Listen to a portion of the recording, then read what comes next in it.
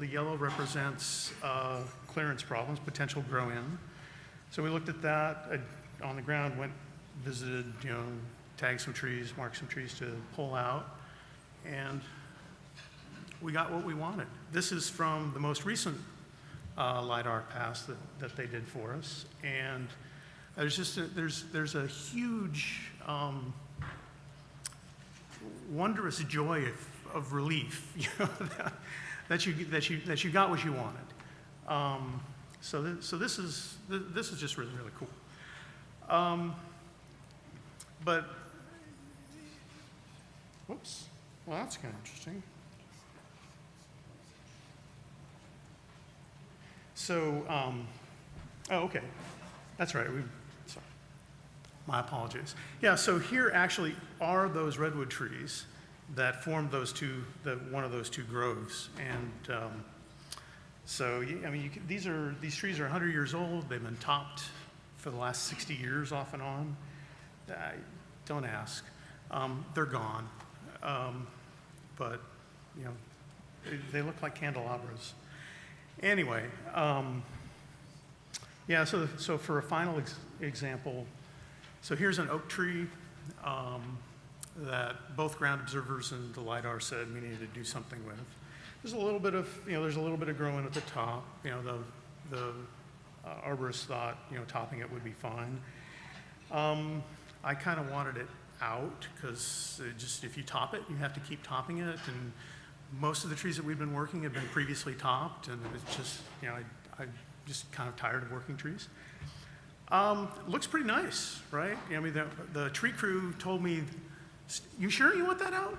That tree, 200% healthy." Well, not so much. Over 4 feet in diameter, over 3 feet of rot in the middle. Just one of the things you can't tell from there.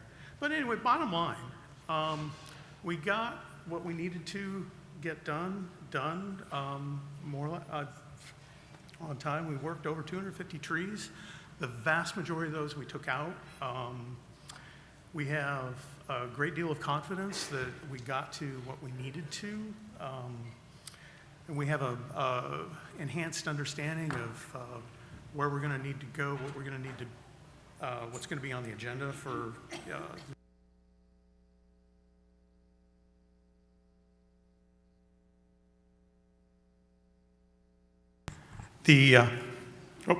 anyway, so we got so we have a lot of, we have good confidence that we got what we wanted to.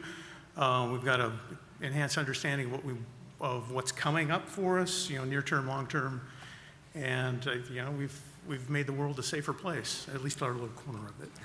So anyway, thank you.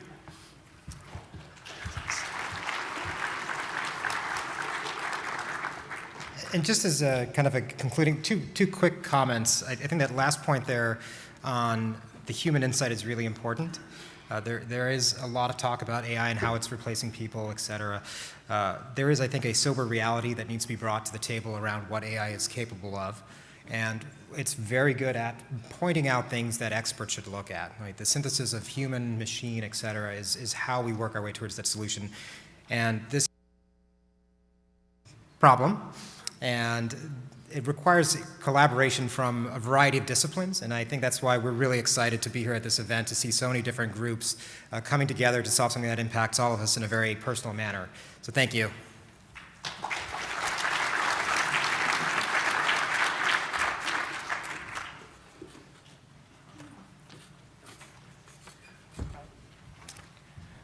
Not so fast, San. So our next panel is focused on big data, advanced analytics, and machine learning. And San, you're our moderator for the panel. And I'd like to ask the rest of our panelists to step up. Before we do, I'd like to invite Lisa Malashenko, who will be on the next panel, up to the stage. And I'd like to give her a round of applause for putting together this Technology Wildfire Summit.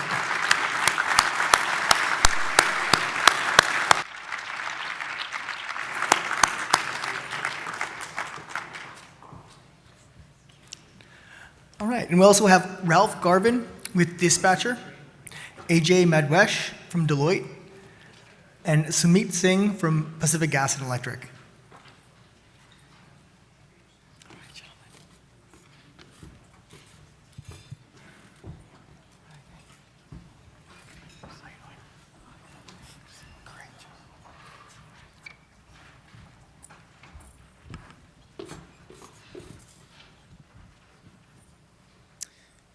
All right, hello again. Long time no talk. Stand up so you folks can see me over there. This is going to be a very interesting panel. Just to kind of set the stage for all of you, I'm going to give a few very brief remarks to open it up. The folks here have some very interesting perspectives, and we want to start a very good dialogue, so we'll do some very quick intros. Some very quick intros, 30 seconds a pop, and then each person's going to give a 3 to 4 minute kind of opening statement to go over their position, and then we'll have hopefully a very active dialogue for the next 25 minutes, leave plenty of time for questions and answers. And to set the stage here, when we think about big data and AI, there's an incredible amount of promise to it, and also, frankly, a lot of questions around how and why we use big data. And some of the things we'd like to touch on today as a group are things like, what is the state of the possible? What should we expect? Not only how do we use big data, but why should we use big data? And then also, how can different stakeholders work together? So just to, it's after lunch, just to shake things up just a little bit, I want to ask 2 questions from the audience. Who here, raise your hand, has used a big data service in the past week? Is anyone? So unless you are swearing off Netflix, Hulu, et cetera, you should all be raising your hands right now. Netflix, right? Petabyte scale transfer of HD video to mobile devices worldwide, right? Major, major big data delivery service. Who here has benefited or used an AI system in the past week? Yeah, definitely. If you've taken a photo with a modern smartphone, that smartphone is dynamically finding your face, sharpening it, balancing the contrast, and then taking the best photos so when you post it to Instagram, you look fantastic, right? We take AI and big data for granted because it's touched so many parts of our lives. Why can't we use it for wildfires? And I think what you'll see is there is a very clear answer that we can and we should. It's a complex problem, lots of very interesting things to talk about. With that, I'm going to hand it over to Elizaveta to start. Thank you very much for the introduction. And good afternoon, everybody. Thank you for joining the summit. For me, what makes the wildfire challenge unique is the necessity of technology in order for us to get to the next stage in addressing it. My background, I work at the California Public Utilities Commission. I'm the Deputy Executive Director for Safety and Enforcement Policy, and have, as part of this role, been overseeing the state's response to the wildfire challenge from a utility point of view as a regulator. And prior to this, I worked at IBM in the energy and utilities practice as a consultant, and spent quite a bit of time on various use cases of smart meters, smart grid, et cetera. And I think what makes this particular challenge really unique is that we could read meters without technology. We did that for a long time as an industry. And there was a use case and a business case to use technology, but it wasn't an existential necessity. I think what's different about Wildfire Challenge is that we have maxed out the standard ways of addressing this problem. We really have, as a state, done everything that we know how to do prior to 2017 and 18. And as the last 2 years have shown, it's just not enough. And we're getting to this point where we as humans just cannot process the amount of information necessary to get us to the next stage of of knowing what to do and how to address it. So to me, and I think that this event really demonstrates it, that as we're talking about different aspects of it, whether it's situational awareness or building weather networks, modeling wildfire behavior, understanding utility assets, vegetation management, all of those aspects have data and data analytics and big data in common. So to me, this panel really gets at the core of a backbone of technology that's going to be needed across all the various applications for us to be able to leapfrog into the future and make sure that the wildfires are not the new normal, and that we overcome this, as I really believe that we can and we will. Thank you, Eliza. My name is Ajay Madwesh from Deloitte.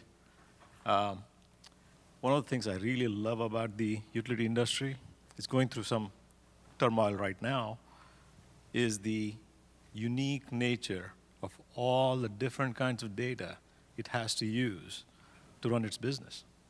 Just think about it, We've seen so many presentations so far. We've talked about drowning in data, and also that we need more data, right? So what data is this? It's spatial data, it is temporal data, it is the network data. We're going to when you bring all these pieces together, you can create information. And in the case of, for example, finding a specific ignition, it's a needle in a haystack, right? How do you exactly pinpoint where the actual ignition is going to happen? Is really a domain, it's a challenge for us, all of us here, to think about. And how can we do that?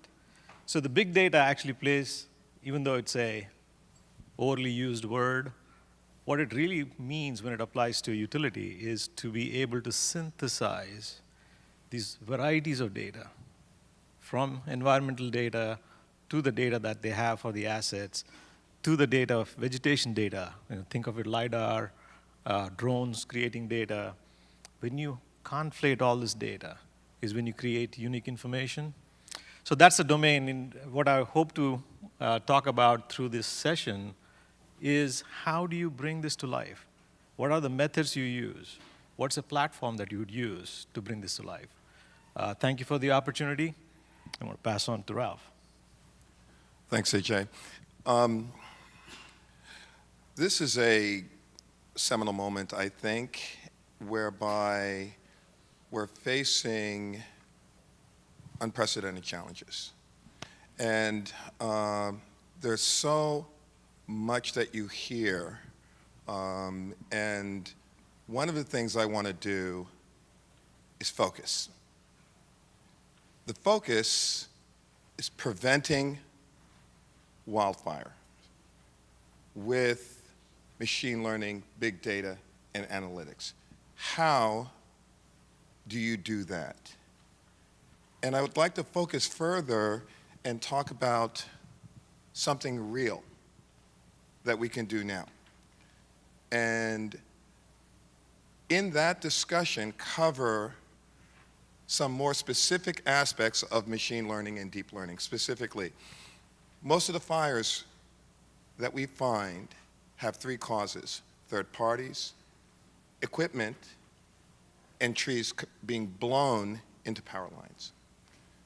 So what we'd like to do is take a little bit of time and talk about the application of big data and machine learning to the problem of tree failure proximal to power lines.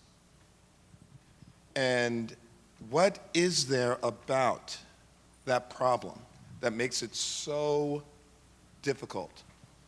As Elizaveta was saying, current techniques will not allow you to look at 100 great pines proximal to a transmission line, subject them to 35 mile an hour, 50 mile an hour winds, and determine which ones will fail.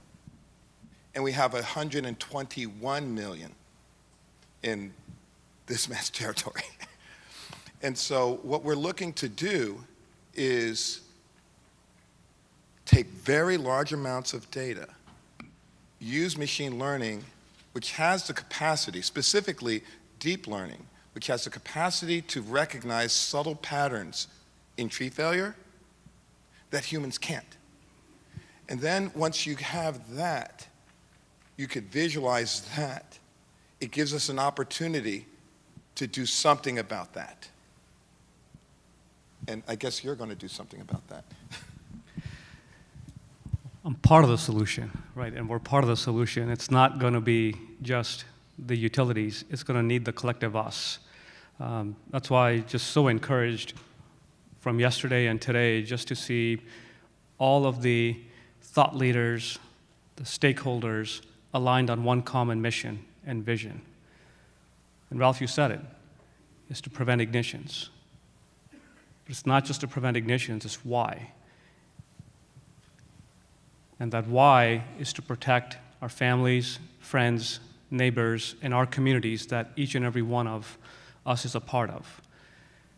So there was a discussion and comment about the scale. And machine learning and big data, it's no longer, from my perspective, a nice to have for a utility operator. It's a must have. We need the capability.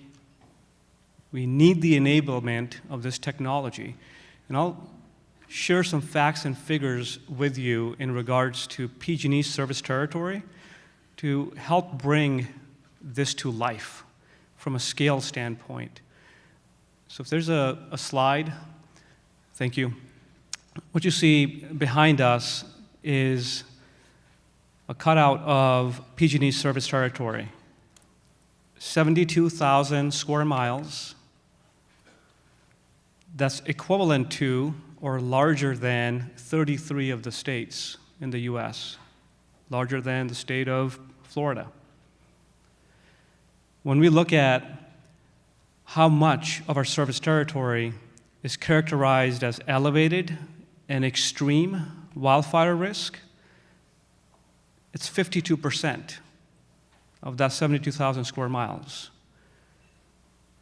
And when you look at the entire state of California, we have 70% of the high fire threat districts, elevated and extreme wildfire risk. When we start to superimpose our overhead assets, electric distribution, electric transmission, nearly 30,000 miles of overhead circuit asset base, more than the distance around the world just in the high fire threat districts.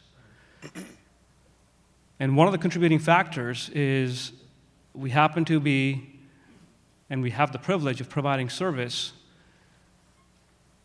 in the part of the nation that has a significant amount of vegetation, given the change in the environment that we're also facing. Ralph mentioned it, 121 million, and we estimate it's about 129 million or so trees that are tall enough but not far enough from our overhead electrical lines that if they come in contact could create a potential arc or a spark. So imagine being able to do the analysis on that data set. We have individuals that go out and do inspections on those trees, and that's only one time series when you look at the 129 million. You start to do those inspections on a semi-annual, quarterly basis. Now you start to create a significant amount of data. Currently, we're inspecting our overhead transmission and distribution assets using drones as one example, just in the high fire threat districts. There's 50,000 transmission towers we have. The 20% of those, right, which is about 10,000, has already produced 10 terabytes of high-resolution images that we need to be able to analyze. We're doing inspections on 25 million individual electrical components. And that's only one time series. You multiply that by 40 different data attributes for that 25 million, in one inspection cycle, you're at 1 billion data attributes. Start to multiply that out, right? And we haven't even talked about the weather data, right, that we've had some really good, rich dialogue and discussions about. That's the scale that we're faced with. That's why we need every single member that's sitting up here on the panel. That's why we need you, we need your teams, and we need the collective horsepower and the thought partnership on the one common aligned mission and vision that we have. Thank you, Sumeet. So, big data, lots of it. Clearly a lot to chew on. And I find it helpful to think about analogies to the past. Where can we draw inspirations and lessons from the experience of others in the past? And so one question I'd like to pose to the panel to kick things off is, are there other industries that we can look to that have adopted AI, big data practices, to benefit their operations? And then maybe kind of the corollary to that, how might the utility space be different from some of those industries? And I'd encourage you all to jump in. I know none of you are wallflowers, so. No, not at all.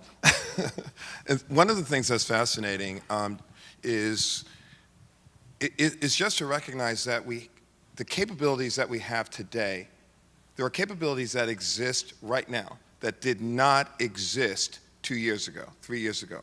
Let's take as an example facial recognition. 5 years ago, it was not reliable. It's now almost ubiquitous.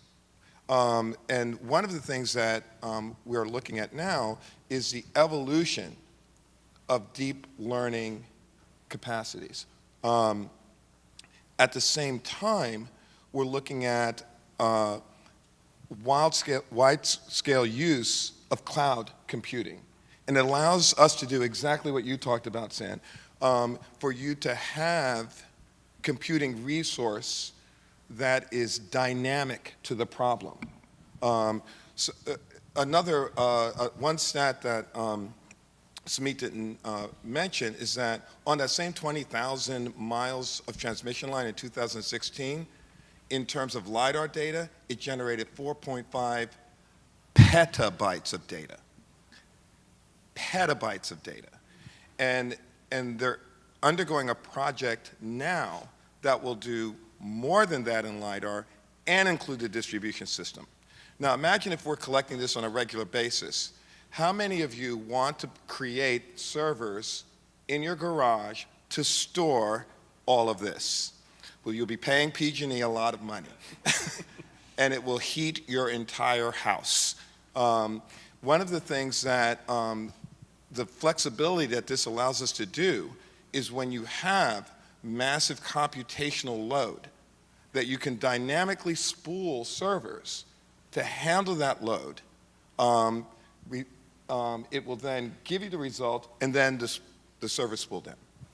I think that, there are a lot of really great examples of where these kinds of problems have been solved, right? Like whether it's in facial recognition, like you just mentioned, or in autonomous vehicle space, defense, right? When there's a need, there's a way. So what I am seeing a lot of when there have been like these very specific problems that the technical capabilities largely exist.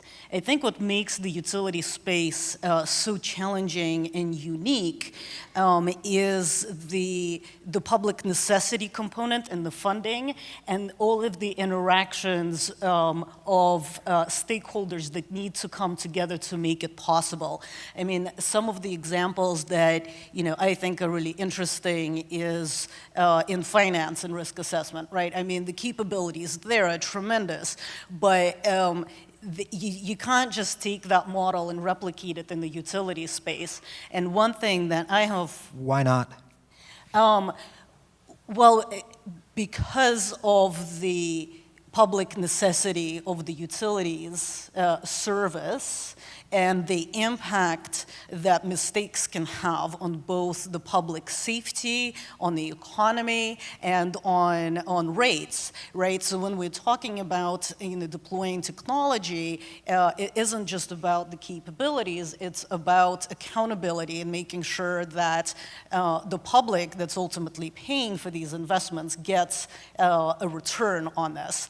And I think what makes any kind of drawing from other industries really challenging is that, it's not just about looking at the where has this technical problem has been solved, but the examples of public-private partnerships that made those kinds of technical solutions possible. I think there's some really interesting examples being done around sort of famine and public health type issues, understanding how diseases spread, and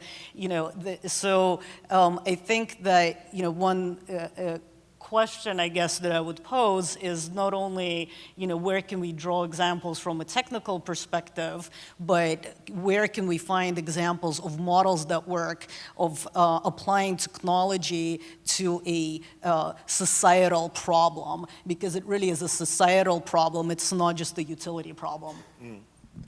So I'll build on that. We, Deloitte, do a lot of business across federal, for example, and a lot of the use cases I cannot talk about, unfortunately. But there is if you think of the data at a federal, if you think of a database that a federal organization runs, you're talking about, times 100, times 400 of what we normally do in a normal business.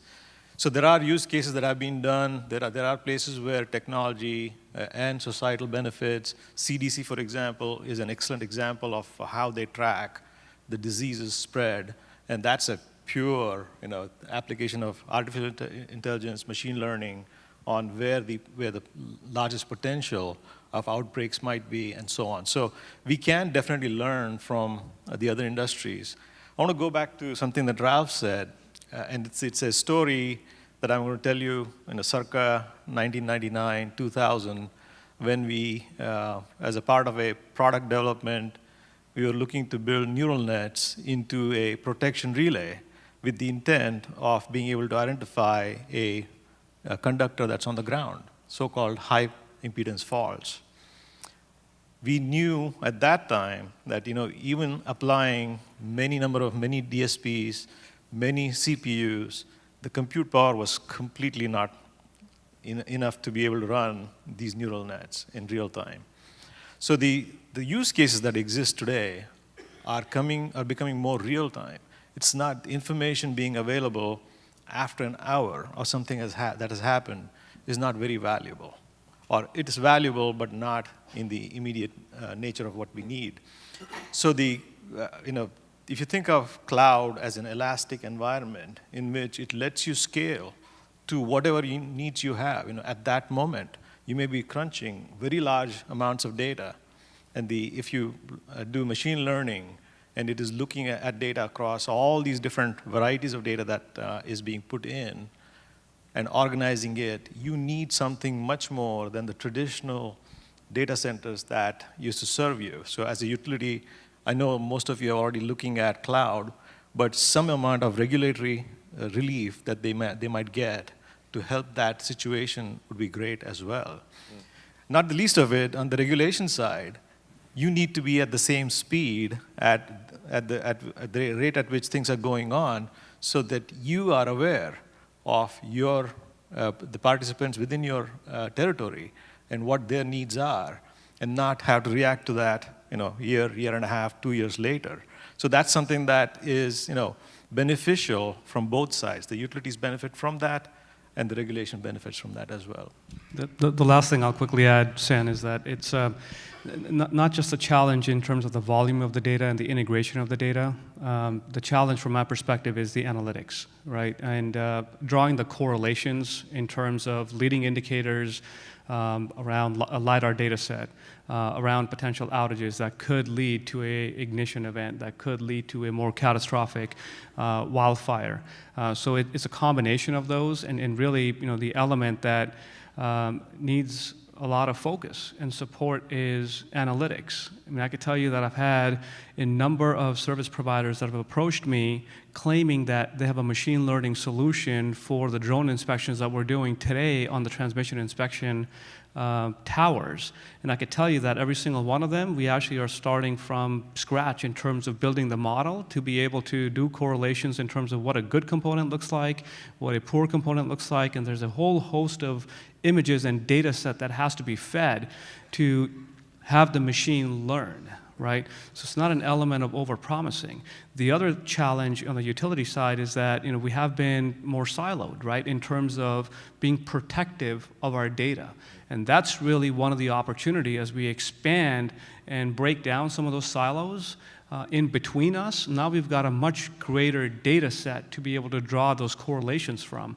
And this issue is not only going to be solved by looking at historicals to be able to predict the future, because we know the environment's changing faster than we can actually do analysis on. So how do we get the capabilities, not just incorporating historics as one input, but also being more proactive and predictive? That's a fascinating point. So when we think about historical data, there's a lot of it out there. I think we're much more interested in understanding how that data changes and influences us in the future, particularly for the wildfire use case. What does the panel think about how we use past data to predict future events, ignition, spread, et cetera? Absolutely great point. And just following on something that Sumeet said, oftentimes there's a ton of data, and people say, when we hear from clients, it's like drinking water from a fire hose. One of the key things is having the data in a usable system is key, on which heterogeneous algorithms and analytics can run. And Ralph, could you define that a little bit in cleaner, less technical terms, perhaps? Sure. So oftentimes what you find with data is that you have a lot of data and it's structured differently. And you find that your analytics can only run if your data is structured a certain way. I have to have the columns in this order, they have to be of this type, and it becomes very difficult if I have tables with different sets of columns of different types, and I have a lot of this, and I have to figure out how do I get this all together, and it's actually a pretty large nightmare. And one of the things that is key is, in terms of technology that helps with this, is document databases that lead to amorphous data types, which means that you can support multiple types of schema in a single data repository, and then you can apply uniform analytics. This enables, and it goes to Sumeet's point, when you have deep learning, it's not magical. It really requires good training sets that are both broad and deep. Deep in that you need to know when things go right in your training set, which is historical, and when things go wrong. In many cases, if you combine data from across utilities, you will get a smarter AI when it's trained by that data. And then you have a backbone where all the utilities can benefit by that recognition. That's a fascinating point. And it touches on several comments that other people made about data being siloed, but the value of being able to pool data. I'd love to hear some perspectives, perhaps from Elizaveta and also from Sumeet, about how can utilities share some of this data, and what role, if any, does regulation have with that? I want to go first. Sure. So, I mean, when you look at the data itself, right? A lot of and I'll start with the IOUs within the state of California, right? So, and there's obviously a rich data set even outside of California as well, in terms of the work that's being done by some of the utilities out on the East Coast for a different purpose, right? When you look at vegetation coming in contact with the distribution or transmission system, it's more related to storms, hurricanes, and impact from a reliability perspective. So when I think about the data sets itself, right, there's an element of the asset base, right, that we have. When we think about the different failure modes, there's a finite set of failure modes. It's not that it's an infinite population of failure modes that occur related to a transmission system or a distribution system, right? So whether it's related to a component, there's 47 different components on a transmission structure in our system that, if they fail, could lead to a potential fire, right? So that's the underlying premise by which we've established an inspection program. When you look at trees, as an example, there's a finite set of that population. So when I made that comment about kind of opening up the doors to this data set, it's in that common interest. And there's actually an industry that's done this, and they've done it very successfully. It's the nuclear industry. So when you look at their journey of implementing a probabilistic risk assessment, they didn't get there overnight, right? They've been in this world since the mid-'80s, but one of the ways they got there was by sharing the data, the methodology, and doing it for the collective good of a safer industry. Right. And that's really the opportunity that we have. So two comments and two different, I think, questions that have come up. So one is on the historic data and using the historic data sets. The biggest issue I think that we have is garbage in, garbage out, right? The quality of this data, and that's an issue that we continuously run in with utilities, is the quality of record keeping, and no matter, every time you convert it, you're introducing additional potential errors into that data set, right?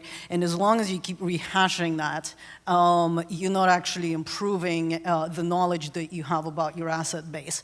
So I think one of the key things is leveraging different data sets, whether they're historic or, as we had on there was a discussion in an earlier panel from aerial patrols, of collecting new data to validate it. Because the more confidence you have in the data, the more actions that you can take. So I would say that to me is a big important question around historic data sets. As far as integrating data sets across the utilities or anything else like that, it depends on what purpose. I think that there's definitely opportunities for more data sharing and creating more common data sets, a way for utilities to exchange information, but also for just across the board in general. And I think to approach it, it's important to know what it is that you're planning to do with it. So one of the places where this comes up repeatedly is in the space of emergency response, and the importance for emergency responders and the various entities that are involved to be able to work from a common set of data around, in this at least instance, where the utility facilities are located. So it's not just about sharing the data between like the IOUs, but there may be some benefit to that in certain instances, but I think an important challenge for us to overcome is to share this data in different contexts, and then also be able to leverage data that's being collected by different parties for various reasons. So for example, if you have somebody doing a survey of damage for, I don't know, like insurance purposes, something like that, right? Like there is a lot of data that's being collected outside of utilities, that by government, by just different entities, and I think the more we find opportunities to leverage some of that and expose it, the more we can accelerate some of this work that we're trying to do. That's fascinating. There was a comment earlier, Ralph, I believe you made about data interoperability.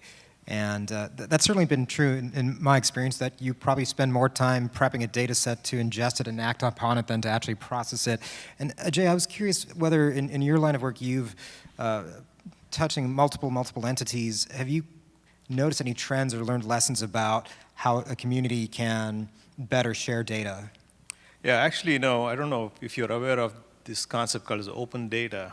This is becoming quite common in Australia, many parts of Europe, where the pooling of such data that is not essentially, in some ways it is trying to defeat uniqueness of data collection related competitive forces, meaning that just because I have the data, I have an advantage, is something that they want to remove as much as they can. So the concept of open data is to pool such data in a place that is available for anyone who, within guidelines, can use that data to mine such information that's applicable to them. And to that point, there's a regulation angle to that can help open up such pipes of data that's uniquely held by different companies. Just want to talk about a little bit about the historical data, and it is truly, if you goes to what Ralph had also already said, if you don't know how to curate the data, meaning that which attributes belong in which analysis, it's not just aligning the tables, taking the tables, transforming them in, and holding them in such a way that that data can then be used to run analytics. Then you can run analytics. Part of the issue that the industry faces, not just in the utility space, but generally, there's a lot of incomplete thought as it relates to machine learning and applying machine learning improperly, leading to poor results, which gives it a bad name, unfortunately. But when done properly, this is an excellent, excellent way to take these reams and reams of data that's going to start flowing at extremely high speeds and making meaning out of that. Just a follow on your point, Ajay. I think it's one of the key things, one of the key advantages with machine learning when combined with big data is when you don't know where the dispositive attributes are. I know that it's somewhere in my data, but I don't know exactly where. You haven't created the equation. You haven't created the formula. For example, when you look at a tree, can anyone say, what do I need to collect about this?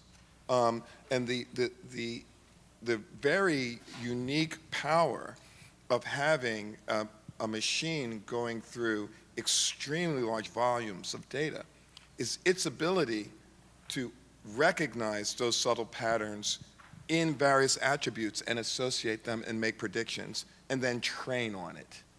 So this is why it's so critical when we're in an environment where you can no longer depend on history, where next year may not correlate linearly to last year in terms of weather events, in terms of what we're going to face, in terms of conditions that create ignitions.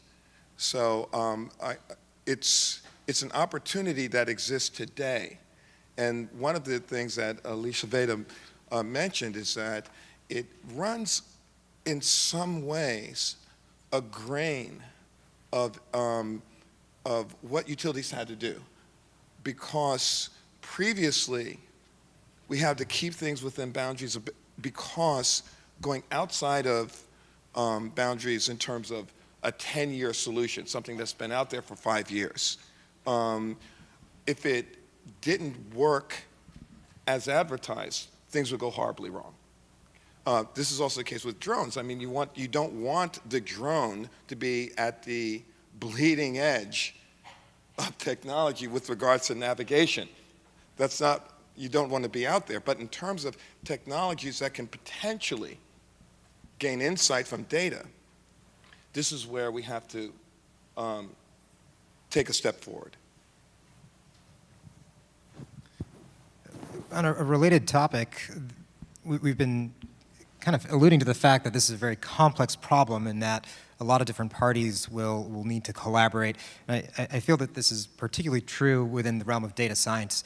Data science, and I speak from experience, can be very capable in your own area, but pretty profoundly stupid in just about anything else. And in this world here, there's no general purpose AI that's going to solve everything. The close collaboration between domain experts, whether it's utilities, forestry, et cetera, with data science is what hopefully generates something practical. What are thoughts from the panel on how to facilitate that exchange and collaboration of views to create something that actually moves the needle for us as a community? I'll take a shot at that. So there's a concept called as the narrow AI, which goes to some level of customization, where you take the generic engines and build them for a specific purpose, and it goes back to the use cases. There are use cases that have a near real-time nature to them. There are use cases that have a longer-term value that they create. In both cases, artificial intelligence, machine learning is very applicable. I think that to your point that not everything is really tough. There are some very what I call as low-hanging fruits type use cases that can be achieved very quickly. Even in the scenario that you are in, especially the utilities, when you're looking at all this and thinking, oh my God, what do we do now? There's a way out, and you don't have to eat like they say, elephant with one scoop. You can always work through and get to the end result that you want. In fact, that's a preferred process anyway, because you're now retiring your risk quickly through the process as well. You're going to add something? No, I would, Ajay, absolutely agree with what you've stated, and we talked about the collective us, right? But the data that we're capturing, in some parts, we're making it public, right? So we've learned quite a bit from our peers down in San Diego with San Diego Gas and Electric, the work that they're doing with the weather stations, with the HD cameras. I mean, all that information is publicly available to the National Weather Services as an example, right? So there's a whole set of, there's some data sets, right, and infrastructure that we are installing as utilities that is for the benefit of not just the utilities. Yeah, we're using that information, right? But our partners in CAL FIRE are using that information, right? That information is available. So from my perspective, to go back to the question you were asking, San, in terms of how we do this, we need, I'll call it out, right? In terms of the IOUs, our regulator, CAL FIRE, Cal OES, there may be other stakeholders at the table in unison and working in a collaborative way on here's where we are, here's where we need to get to, and here's the types of data sets and mechanisms by which we can get there. There's a lot of great work that's happening, for example, with the California Energy Commission, right? When you look at, not just looking at what's happening this year, next year, but what's happening 10 years from now, 20 years from now, right? So those are all important elements for us to put forward. So that's my perspective in terms of how we can move to action. Yeah, I think from a regulatory point of view, we have a really big challenge in this particular space because, at least from a PUC point of view, right? If we're experts in anything, it's energy, right? It's the utility industry, it's the utility markets, it's the rate cases. We're not technology experts. We do not have a staff of people who are experts in machine learning, data analytics, or any of the other tools that we're discussing here. So I think when we start talking about how does the regulatory agency sort of promote these types of solutions or push certain technologies that for some reason are not being adopted by the industry, I think we have to be very, very careful. So I think from a regulatory point of view, one, we need to be educating ourselves and engaging in this dialogue so that we understand the art of the possible and the kind of questions that we need to be asking of our utilities. I think, two, we need to be working to understand the barriers to adoption, that if there is a promising solution out there that seems feasible and we don't see a utility deploying it, then we need to ask questions as to why. What is the problem? Why is it not happening? And then try to resolve it. And then three, I think what we can really be doing as a regulatory agency and helping create the environment for is to articulate the problem better. And I think that's really where the the collaboration needs to happen is that the utilities and the regulatory agencies need to, whether it's through use cases or in other ways, really get better at defining what is the problem and what is it that we're trying to do, and then engaging with the tech industry on solving the problems, rather than going down some kind of path where we just say, okay, big data or machine learning is the solution, and we're going to make you do it. I think kind of doing it, like going down that road can lead to a lot of unintended consequences. Which I think leads to a very interesting, maybe concluding question before we switch over for Q&A. And the question that I'd like to ask is, for people that are excited about big data, machine learning, AI, and are perhaps new to it or considering adopting it, what lessons have you learned or advice do you have for those who are starting out and going down this path? It'd be great if we could maybe make sure everyone has a chance to contribute and just go down the row. Go this one. So it is, while it may sound hard, it is really, the industry has matured quite a bit. So if you think of the general applications of AI, machine learning, analytics, and cognitive, it's not, unlike my 1999-2000 experiment, it's matured significantly. There's a lot more reliability. San already explained a couple of ones. We've been using AI without our own knowledge in many cases. So I think we should get over this inertia of what does this mean to me. I think you're already using it. So now the question really is, how do you go and start to build on what already exists and is mature? And that's, I think, the question that everyone should ask. Where can I start applying things that are already mature from a technology perspective and start using that? And that's my perspective on that. One of the things I'm really excited about as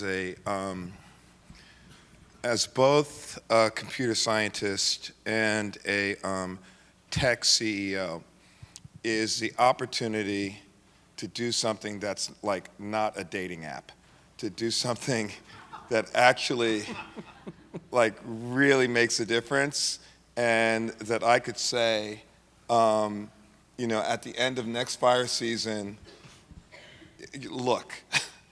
And one thing I think that helps that happen is what you're seeing here. I don't think it's so typical where you get regulators, semi-public private entities, otherwise known as IOUs, that on the one hand are investor-owned and on the other hand are regulated. And the Silicon Valley tech community that are always looking for increased capacity, capability, and put those together. And so to the IOUs, I would say, know the difference between a technology that's going to take you a year and a half to deploy with a bunch of sunk costs versus a technology that you can actually see something with in 3 months. Because if you can, take a couple of risks, because the amount of time it's to do the due diligence versus actually seeing results is worth it. And I think it's an incredible opportunity to harness the incredible capacity that we have in this area to create, to build, and partner with utilities. So San, you asked the question, right? So just eyes wide open in terms of artificial intelligence, big data, machine learning, all terms and words that sound really sexy, that are really great, right? And these are buzzwords, right, in the industry. But from my perspective, there's some of the things, and I put the mirror on us, okay, as utilities. And Lisa made this point. It's really, and the process is only going to be as good as the data itself, right? So the way that and the method by which we have gone about capturing the information historically about our systems, about our assets, about the condition of the assets, about the environment around the assets that they live and operate in, it's very different today than it used to be 30, 40, 50 years ago when they were designed and constructed for that purpose. So it's key to ensure that we have the right capabilities to capture the data in real time with a high level of quality. And there's two other elements that come from that. That requires a significant, it's not incremental, step function change in the internal business processes that we have. And coupled with that is the skill set that we need to be able to understand this data, to be able to correlate it and make informed business decisions. So those to me are the three key elements that have to be front and center as you embark on the whole AI, machine learning, big data. All right, well, thank you, everyone. And to maybe take off the moderator hat for a moment, I think everyone just touched on a point that is really important. We spent a lot of time talking about technology here, but there is one very common element that kind of glues all of this together, and it's not to be trite or corny, but it is very much the human element. It's the empathy and the ability of very different groups and stakeholders to work together on something that is challenging and difficult and confusing. And the cost and the benefit is important on this one. And I think one thing that I would encourage everyone to take away from this discussion is we all here share the same physical community. I think what we need to start to do is move towards also sharing the same professional community, right? That we together have the opportunity to innovate our way towards a better and safer future. With that, I'll open it up for questions from the audience. In 1976, I was the deputy to the Senate Intelligence Committee, had compartmental clearances, and was taken to Langley to be shown a cell phone that could be used anywhere in the world. And it then took 20 years before that same technology was transferred to the civilian population. So Sam, I'm interested in your evaluation, given your background, as to how long some of the technology using artificial intelligence in Iraq and Afghanistan will be translated in light of climate change to deal with wildland fires. Yeah, it's a fascinating question. So in brief, I would actually suggest that this is a place where the civilian sector is actually ahead of some of the defense applications, right? We think about all the innovative technology companies, the applications they're serving. It's social media, it's ad tech, generation fintech, those sorts of things. The militaries of the world have been very good at literally putting armies of people to work to solve problems the old-fashioned way. And when you have a defense budget, that works. I don't think that is necessarily an appropriate solution for a commercial endeavor.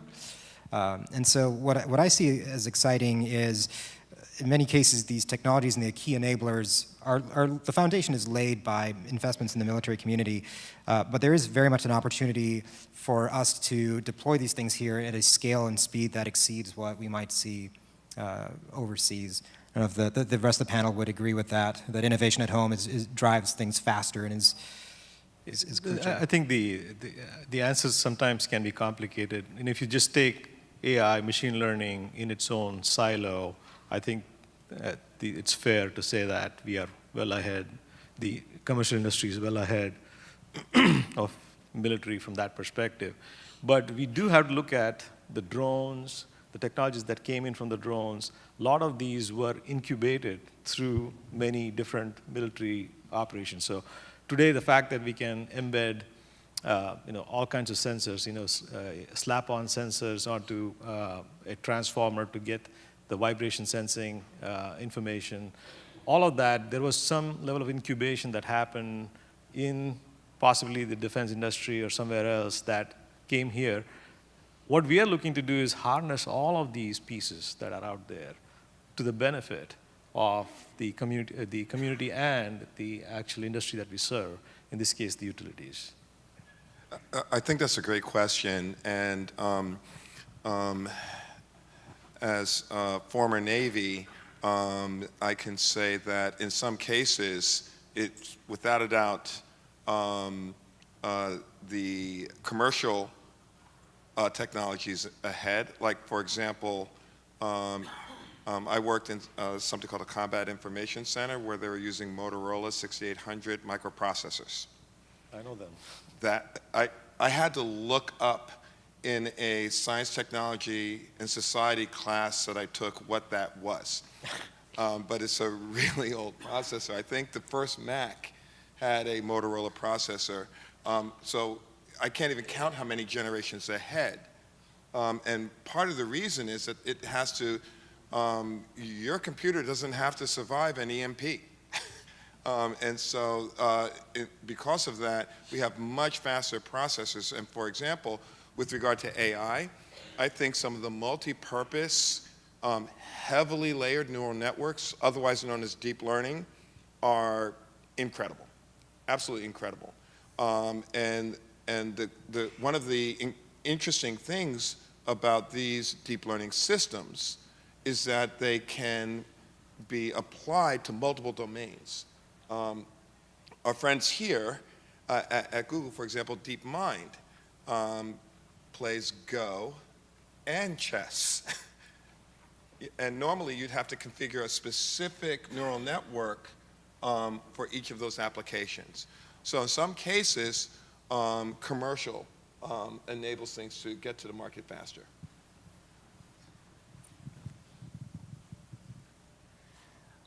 Thank you, Ralph. I'll take that as a segue.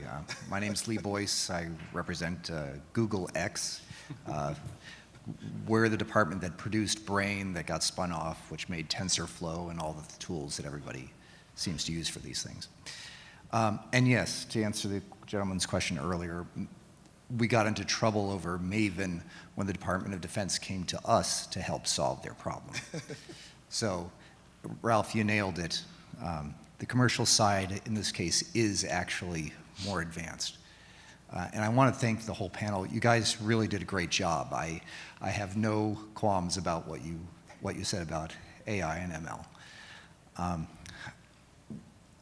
In recently investigating some of this industry from an X perspective, one of the things that I see is the data problem. There is quite a bit of kind of hoarding of data, people not really want to sharing. And I'm wondering, particularly I think Don Russell's presentation today just was outstanding and showed what the power was if you actually look at your lines electrically. And those data are hard to come by, I understand. And getting labeled data sets are difficult. But how would you propose helping to encourage folks to either share their data so that we can actually get to looking at these things and preventing the sparks which are leading to fires? Do you want to take it? Yeah, I can take a first cut at that, and thank you for the question. From my vantage point, right, and Ralph, you touched on it as well, and the entire panel members touched on it. The way that we've been operating, and the way and the view of the world has to change. Right. It has to change, from my standpoint. I mean, it goes back to Lisa's point as well, right? It's for what purpose, right? In terms of the data set. Obviously, there's elements around physical cybersecurity threats, right? That utilities are always managing towards, right? So there's a real element of that that exists, right? And if it gets in the wrong hands, there's implications associated with that. But from my perspective, there's ways to be able to do it. I gave the example before on the nuclear industry. They have found a way to do it. That's the opportunity for us to understand and learn what they've done and how best we can share some of that information that makes sense, because it goes right back to reducing and increasing the ability for us to be able to go up the learning curve much faster as we adopt the machine learning, as we adopt the artificial intelligence. That only happens, from my perspective and my understanding, of a larger data set, right, where we're drawing those correlations from. And that's the challenge that I'm presenting to myself, right? And the challenge I'm presenting to my peers in the state of California. That's something that we have to do more of, and do it in the right way so that we have the right safeguards. Yeah, I think from a regulatory perspective, I mean, I sort of I've heard this sort of a couple of times, I think, in the discussion now of maybe kind of an unstated, what can regulators do to help, create this common data set or accelerate data sharing. And, I mean, we come across this all the time. I mean, this could be a separate discussion just dedicated to this, but everybody wants it, nobody wants to provide it, right? So everybody wants a common data set, but nobody wants their data to be part of that data set, right? And once you actually start trying to solve that particular problem, you start getting into arguments about like every little field, and and you get into legal problems, and this is competitive, and this is security, and all the lawyers show up, right? It's just I can just say amen to that. yeah, so it's a massive problem, and it's not something that is easily solvable. We try all the time, and it's inherent to the system, and it's definitely not something that any individual government agency can just solve. It's not like we don't recognize it.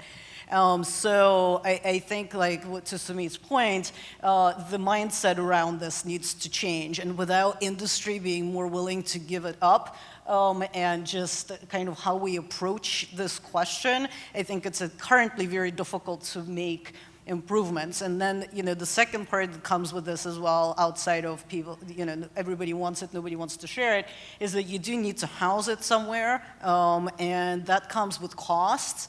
And if you have a societal benefit to it, there's still this question of, where do you put it? And we've we've run into this problem multiple times where, if you start having government agency or, government at large trying to build it, we're generally not that great at running these types of projects. Sometimes it works, but, it can also, you can get into out of control costs, and we're just not, we're not always best set up to run a project like this, right? So you do run into this kind of technical, in some sense, and the cost sharing, and like who runs it and who pays for it, right? So those, I think, are the two major barriers to this right now, and I don't have an answer how to solve it, and I do think it's an important conversation for us to continue to have as an industry. I'll just say that from a smart meter perspective, so California found the balance. I think there's a way for additional data to be figured out how it can be shared in addition to the nuclear industry. So I think there is a path there, and we just need to work with all the different stakeholders to get there. Yeah. One last point. One of the things that help in sharing is when there's a very, very clear benefit to the sharer. And the clearer that benefit can be made, I think the more helpful it can be, especially when you consider this situation we're in now. The title of this is Preventing Ignitions. And we are so focused on this singular task in how to do this. Why? Because we know what happens if we don't. And so I want to be a great citizen and contributor to society is going to say, what can I do to help? And so I think that's always a great place to build partnerships. Yeah, and this is a situation where these events that we're talking about, they're devastating, but I mean, statistically, they are somewhat rare occurrences. You think about the number of trees in the state of California, how many of them actually start a fire, right? We're looking for a needle in a haystack. So the more of these events we have that we can share as a community, the better we can learn from. And this is, the physics of this are going to be kind of similar worldwide, right? Landslide mechanics are universal. Whether it's Australia, the US, Canada, wildfire mechanics, very similar. So there should, I believe, be some sort of inherent forcing function. Other questions from the audience?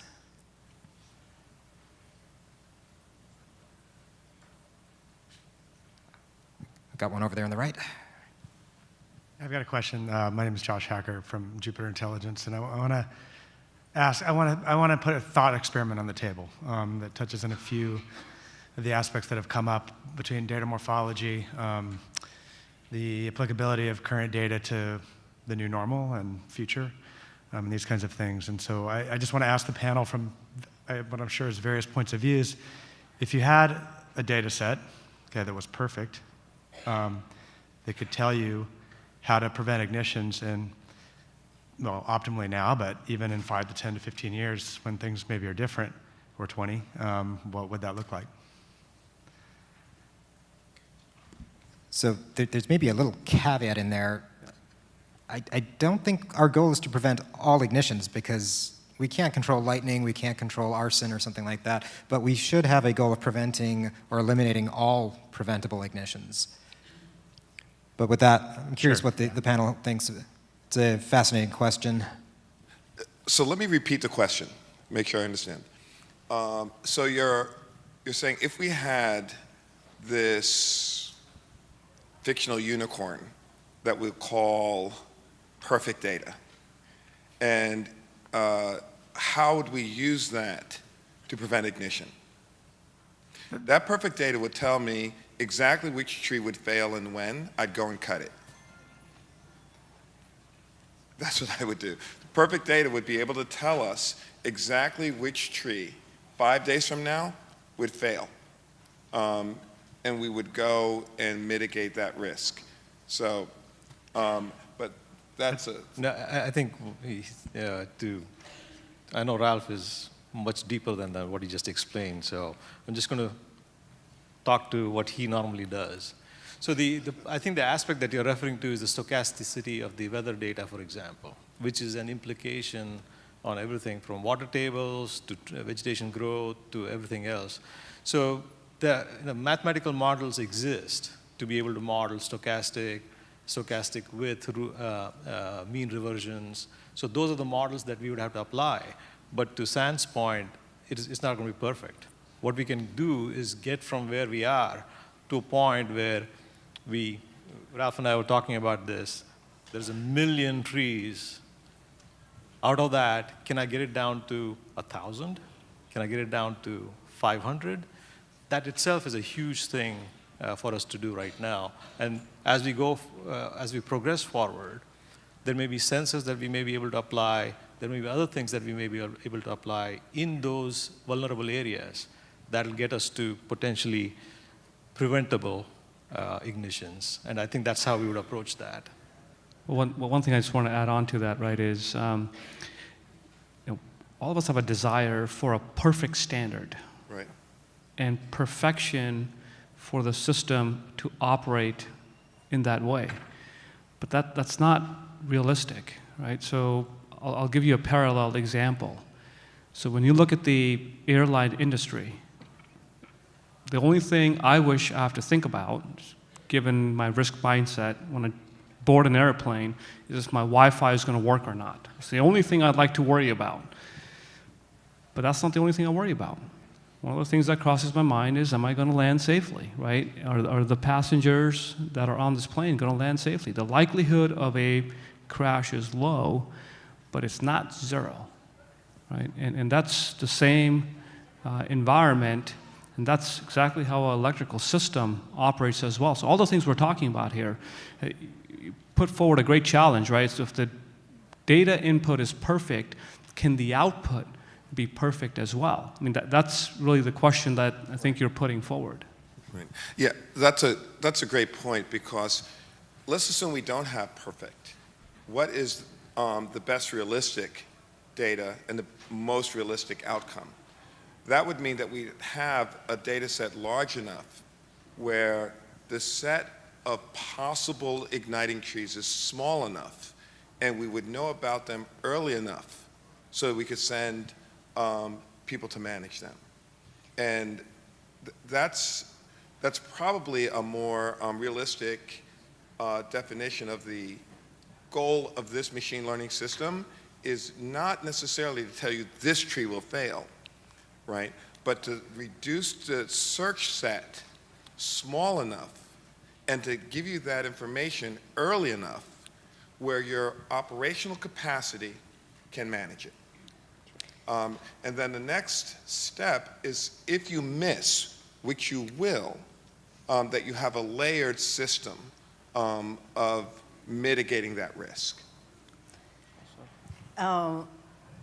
I would say if we get to the point where we have the challenge of a perfect data set, that would be great, and I would be very happy to have a discussion of what to do with the new set of problems that it provides. But I think that for the, from where we are right now, there's a lot of opportunity in various technologies, including collection of more data and then using analytics to make it actionable. But we have a challenge in the growth curve that in the initial stages of working to implement it, we're not yet to the point where we can narrow it down so much that you know where exactly to put your resources. So we kind of used to be in this place, I think, where we didn't even know how big the problem was, right? Like if you weren't doing a lot of surveying, a lot of LiDAR, if you weren't doing a lot of flights with sensing, and you didn't have the capabilities to put all of this data together, you just sort of didn't know what you didn't know, right? Now we're starting to get to the point where we're starting to get a sense of how much risk we have, but we're not able to narrow it down quite enough to make it manageable. And it's a really big challenge, I think, for utilities. It's a big challenge from a regulatory perspective, that as you kind of starting to aggregate this data and you still have the analytics and all of these other tools that haven't quite matured, that there is this difficulty that we all face of how do we start to really accept the fact that you have to go through this transition where you're going to identify more trees that pose risk that you can possibly mitigate immediately, right, and that it's going to take us a while to really be able to mature all of these tools enough for it to make a difference on the ground. Absolutely, and I think that's a phenomenal note to conclude on, the importance of the collaboration, the exploration of new innovative solutions. With that, I'd like to thank everyone for your time, and I'd like to thank the panel for your discussion. Thank you.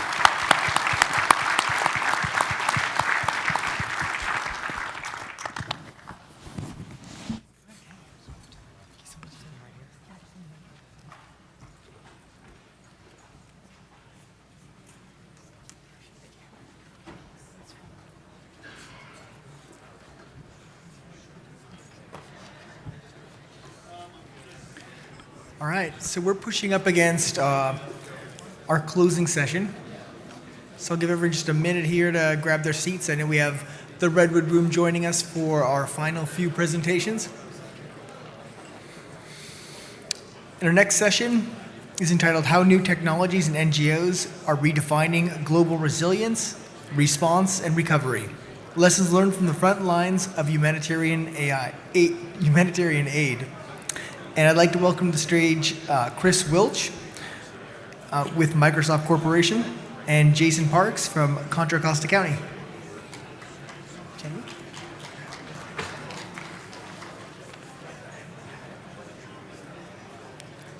One.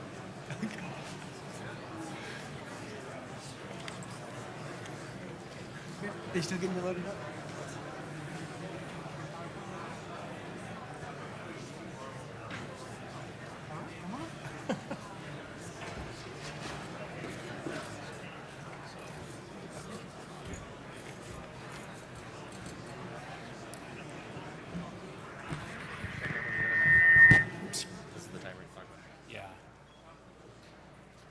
All right. Everybody hear me okay? All right. Just wait for the presentation to come up. Is this our clicker? Okay. So, okay.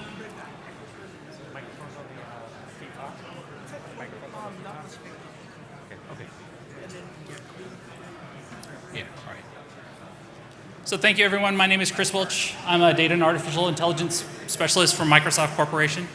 I specialize in state and local government. So obviously, forest fires and flooding and disaster response are key interest to us within Microsoft. With me today, I've got Jason Parks. Jason, introduce yourself real quick. Yes. Is this my mic on? Number one? Here you go, Jason. Yes, hello. My name is Jason Parks, formerly of Butte County Information Systems Analyst there. I took on a new role at Contra Costa County. I'm their new Chief Information Security Officer. Better move that away in case they just...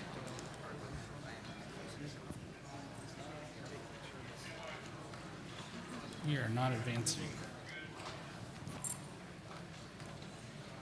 So in terms of an agenda today, we're going to talk about Microsoft's approach in terms of mitigating wildfire risk. An exciting new program that we have in place called AI for Good. And more specifically, we'll be talking about AI for Earth and the programs that are available to us under that. As well as Jason was going to talk from a first line perspective, what it meant to have a response from Microsoft and from some of his other partners as well, to share what happens when you have those business continuity and disaster recovery plans, and when the metal hits the road or the rubber hits the road, how you actually go about recovering from those. So for us, we really think about this in terms of an overall approach to analytics. It's really looking at before, during, and after, and how you leverage your information assets to be more proactive about how you go about responding. So, from a little bit more. Okay. All right. This allows me to move a little bit more. I'm not much of a podium guy. It's more like a straitjacket, right? So for us, what that means is, from a descriptive standpoint, the data that you have and being able to classify that and organize that in such a way that you can get intelligence before an event, being before we start having issues. The other is during. So how do you know what assets you have available? What's happening from a situational awareness perspective? If you have evacuation routes, is the information you have around road availability, around placement of trucks and fire crews, is that actually accurate? Are you providing the right information to the right people at the right times? And then, from a historical perspective, or looking back, once everything has happened, can you capture the data of what went right and what went wrong to be able to train those models and start looking for patterns and behaviors to then prevent future issues? So, can we go to the next slide, please? There we go. So for us, this is the AWARE platform. For those of you who might not know, we actually have this in place right now at New York Police Department. It's used by the Joint Terrorism Task Force there to be able to identify risks that happen within the city itself. So New York is a huge target. We've now extended that platform off to fire safety as well as looking for threats within airports and other systems. So the idea behind this is that you take and ingest the data and then be able to present that in a way that can be consumed and have actionable intelligence at the right place at the right time for the right reasons. So next slide, please. So this really brings us, taking that AI maturity model and moving from something where we're looking at emergency response and trying to do something now a little bit different, where we realize that in order for you to get the real value you need to have that uplift happening at the front end. So that is the AI for Earth program that we have. And really what that is it's the cross-section that happens now when you have environmental science as well as artificial intelligence and machine learning, and bringing those together in a way that can start producing more results. Try this again. So really what it's designed around is having a platform where you can have those breakthroughs by encouraging experimentation and innovation with the data, and allowing you to be able to monitor and model those types of technologies and data sets.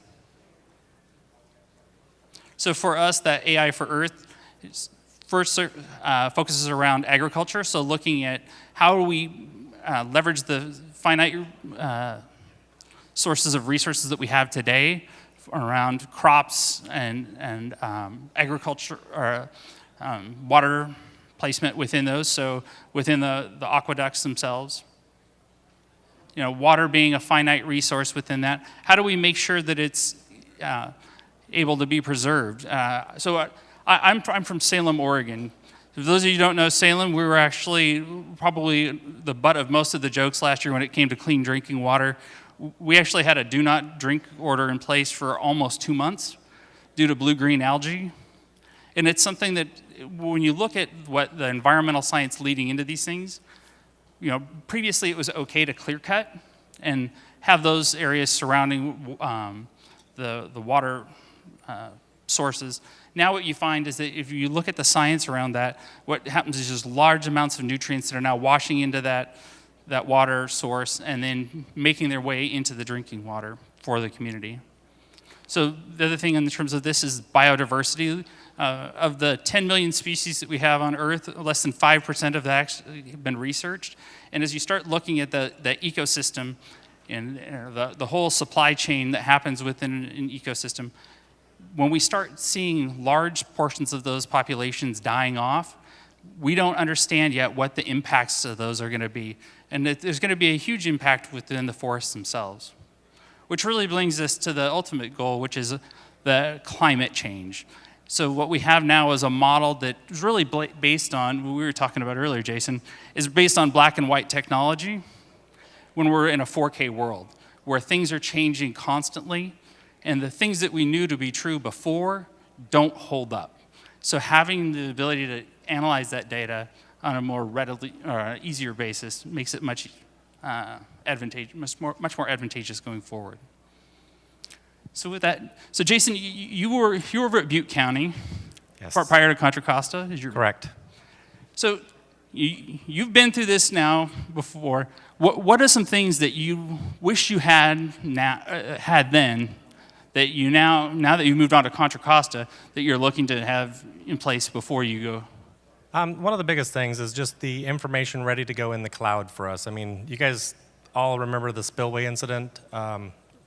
We've been hit up in Butte County quite a few times in a row. I know this isn't fire, but that incident right there, just to the left of that water flow, is where the spillway was going down. We were talking about a 25 to 30 foot wall of water that could have went over the top of our data center, our main data center. So we're talking, resilience. We need to have that information up in the cloud and available. So if we need to move to help our citizens, the data's there available. All we need is an internet connection to get those people in. We were trying to move ourselves to Office 365 prior to the campfire. Yeah, that was one of the things that we talked about is, when you were in the middle of the campfire, the things that really were important was the communication and the network of people. So can you talk about, what you guys did to kind of help restore services within Butte County? Sure. So we were in a situation going through, we lost one of our main internet feeds was routed up through the town of Paradise. That building caught fire, routed through our Chico internet presence. Our fiber line was down lower. The fire was moving so fast when it got out towards Butte College. It also then burned right through our WAN, our fiber WAN, which is a 20 gig backhaul. So from there, we had to go on to a microwave that we had never tested fully. The microwave took us from 20 gigs down to 150 megs. So we were able to do that. In the meantime, we were looking for help in any direction we could. So I got on the phone and called one of our old Microsoft reps. And I said, we're basically, dying by the vine here. What can you guys do for us? He engaged the disaster recovery humanitarian response services for us, which then we tasked them with missions. And no mission was too big, too small for them. You just had to ask. So being prepared for that ahead of time would have been probably a better thing for us. We had a lot of things we thought we were prepared for until the rubber meets the road. Fortunately, my main goal was security at Butte County. Security went out the window during that, just like we were talking about. It was about probably 2 weeks before we got back to actually figuring out and worrying about security in the network. We weren't worried about that. We were worried about our response. Yeah, that's one of the things that you highlighted when we were talking about this earlier was just the strain that came upon the staff, and you actually exceeded your VPN connections. You had so many people who were even, they had lost their own homes and were, moving their own families to safety, but at the same time, we're now working to try and help others. Correct. So out of a staff of 30 directly in information systems in Butte County, because we're a decentralized unit, out of the 34 of our staff lost everything. The resiliency that we saw in those staff helped all of us pick it up and move along. I mean, if they were there with us, why can't we get it done? The town of Paradise, they lost everything almost. Their building stood, but they were ripping stuff out. They were ripping equipment out, moving it down to the city of Chico, looking to us for help. We then also sponsored them in the humanitarian services that we already engaged with Microsoft. Got them going in Office 365 out in the cloud from basically nothing. I mean, we spun up their Active Directory. We did the migration of the Active Directory. The response that we got from Microsoft was phenomenal. This picture actually was taken from our DR site. This was my office. This is what I was working out of for about 5 days. That's about what it looked like. That's the picture. Anybody want to take a guess? You think that's at night? That is not at night. That is 12 in the afternoon.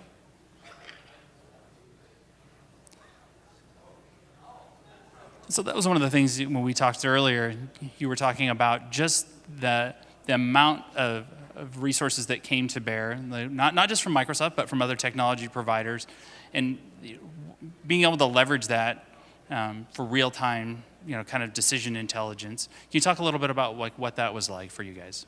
Sure. So we had some great partners coming to bear. Microsoft was one of them. Verizon was also one of them. Google was there working on you see these pictures. This map was actually there. We had the ITDRC there helping us in different capacities. There was more help than we knew what to do with, which was amazing and phenomenal. And if any of you are in the room, thank you very much. These pictures actually are really hard to look at. The picture says one thing, actually driving through the area is a whole nother thing. But the service that we got from our partners was phenomenal. You think about these big companies and you feel somewhat disconnected at times. I did not feel like that at the time. I felt like I got pulled into the family with them, and they were part of our Butte County family in our time of need. We had all kinds of things on the board. The educators lost a ton of equipment. That was one of the other sponsored events that we asked for. We asked for Surface Pros. Microsoft went above and beyond, put it to the philanthropy group. They managed to find equipment for us, get it over to the Butte County Office of Education. It was a great thing. And just the stark contrast, I show here the pictures that you shared with us of the burned cars. But, at the end of the day, what we were looking at is true just life and death decisions that people were making.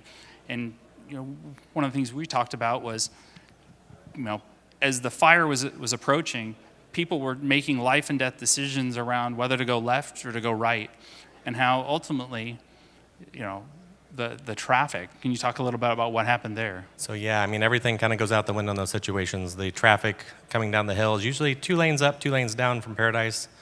There's 3 ingress egress points from the town. We always knew it was kind of a win, not an if Paradise was going to be in danger. All lanes going in and out were going out of Paradise at that point. I had a family member, a cousin, that I was telling you the story, Chris. She was going down the road, trapped in the middle of traffic, just kind of gave in to this is it. I'm done. When one of the helicopters came over and dropped a bucket of water on her and her daughter was behind her in another car.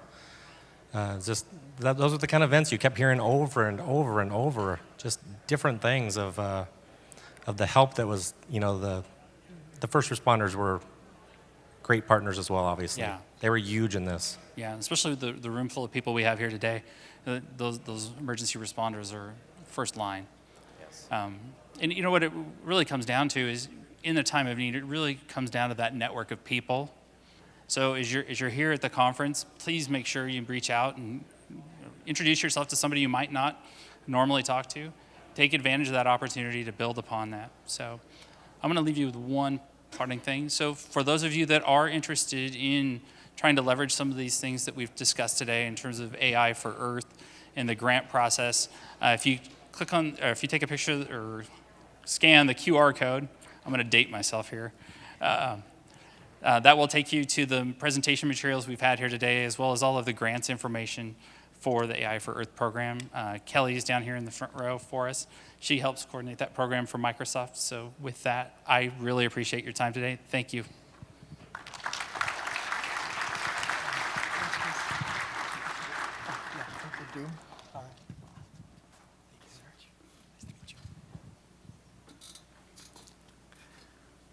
All right, now I'd like to invite to the stage Julie Limbach, the director at Kearns & West, who are providing a presentation on best practices in building public-private collaboratives to develop broadly supported solutions. I have this. Thank you so much. My name is Julie Limbach. I am with Kearns & West. Yes. Tara is going to be doing it for me. Thank you so much. I just want to recognize that the presenters that were here just now really presented a very heartfelt story. So maybe we just need to all take a breath for the people in Butte County. A lot of those pictures were very devastating. And after your breath, I'm going to invite you to engage with me in some digital collaboration polling for this presentation. So you can take your devices out overtly. You can be on them in this presentation, or your tablets, anything that you can text message on. So Kearns & West, we work in stakeholder engagement related to wildfire topic. We work in natural resources, disaster response, multi-hazard mitigation planning, and community resiliency planning.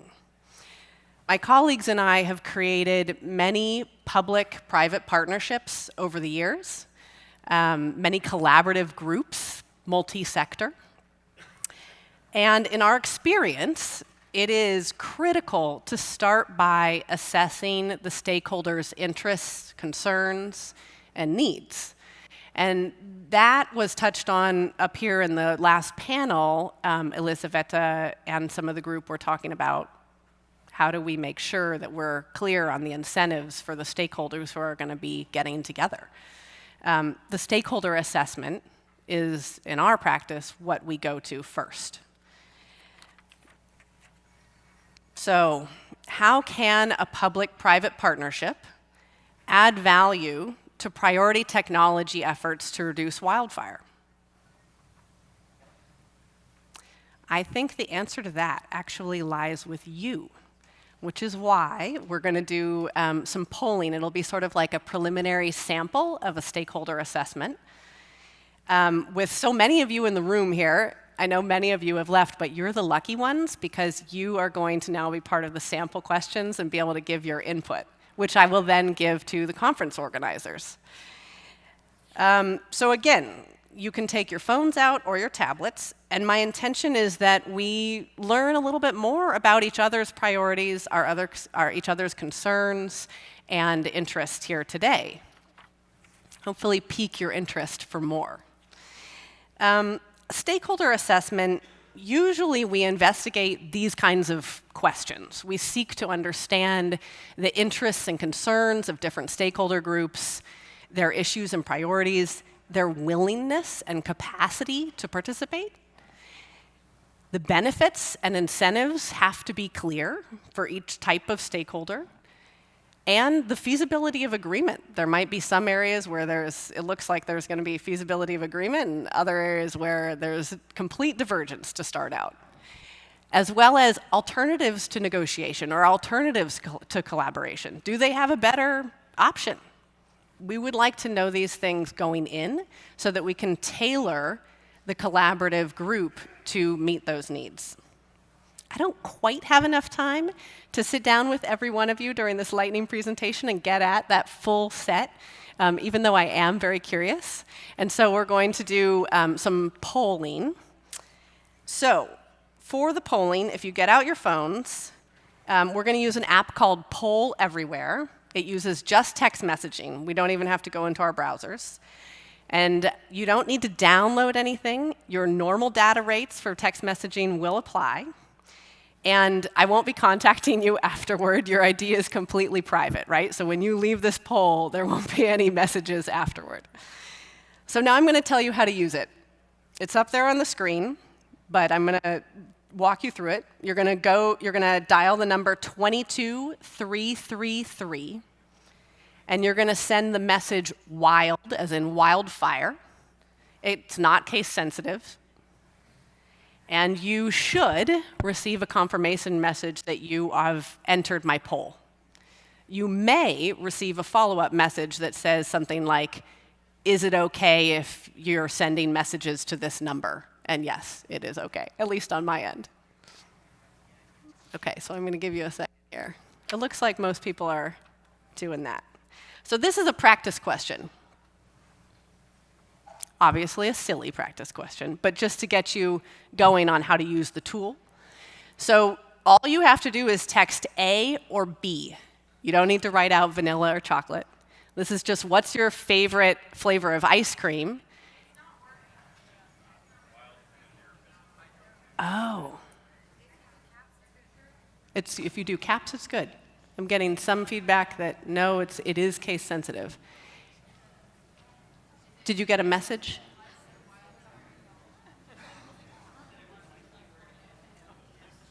I have one response.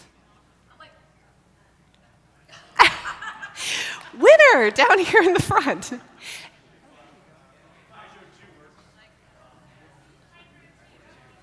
What's that?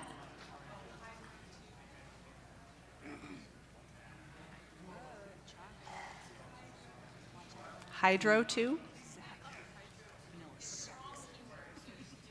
Oh.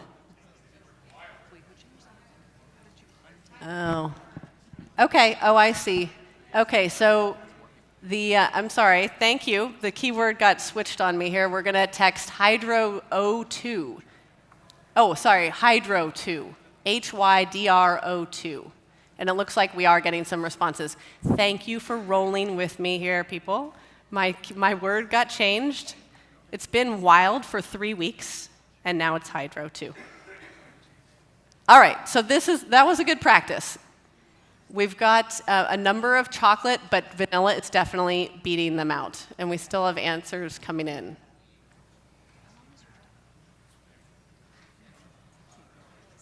Thank you. Okay. So we're going to go on here. I'm going to talk briefly, just to provoke your thinking about collaborative groups. I'm going to talk briefly about the American Wind Wildlife Institute.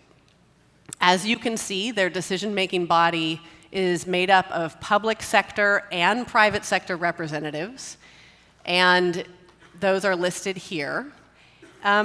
It is an example of a partnership that incubates technologies, best practice, and science at the national scale that then deploys on the ground. Together, they develop effective solutions for wind energy and wildlife conservation. So all those folks are at the table. They presumably have some different interests there, and they're able to come together to prioritize collective investment. This is their technology and science pathway, in which they start with what they know, right? They're cataloging their existing data, and then they identify their research needs, what they don't know. They plug those into the National Research Plan, and then run a return of investment assessment, and that gives them prioritized collective investment for deployment. So I'm just giving you this one example, not to say this is the cookie cutter thing that we should do, but rather just to provoke your thinking about, okay, well, what could we do here? What benefit would the public and private partnership provide to the problems that we've talked about over the last 2 days? So here are the preliminary assessment questions that we're going to address today.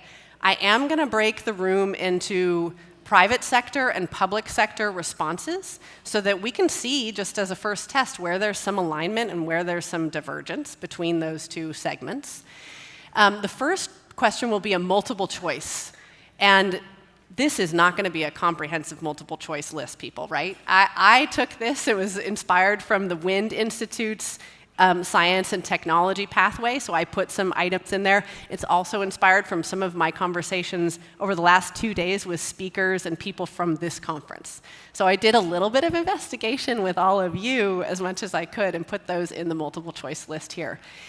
It's not going to be comprehensive, so there's going to be some other ideas, which is why I put this open-ended response, which will appear as a word cloud. So don't worry if the first list doesn't have what you want to see, then you'll have an opportunity to put things in next. All right, go ahead here. All right, so this is private sector only. I need you to self-identify. I know that there's some quasi-private public sector folks, but you guys figure it out who you are. This is the list. You're just going to text the letter. And then at the bottom, you see there's other ideas. If none of the things on that list are resonating with you right now, just check other ideas.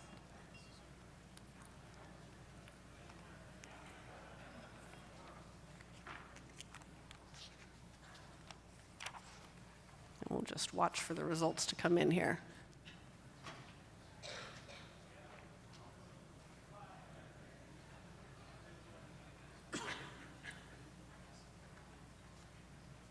Maybe having just had the panel on data sharing.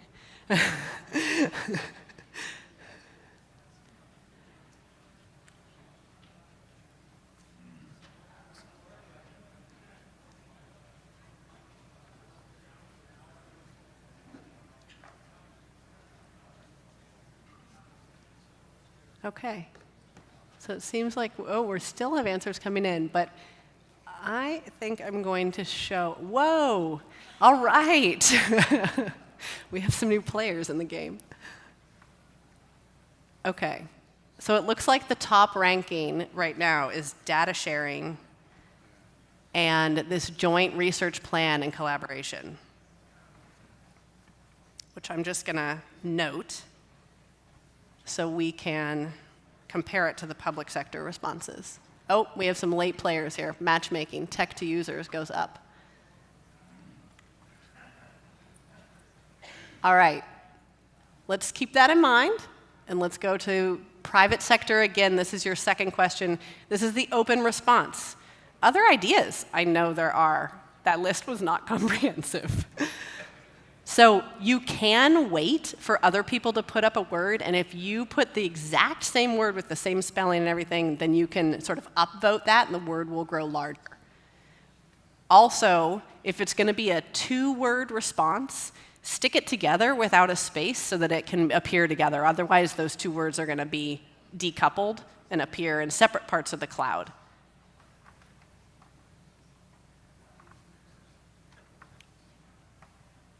And you're only allowed 1 response. Sorry, but just 1.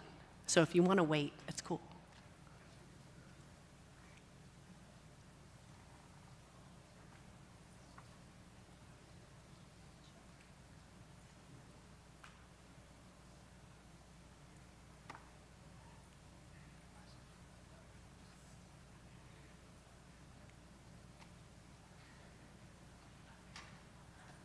Obviously, no lack for ideas. Thanks, everybody, for playing. Funding and incentives are going larger.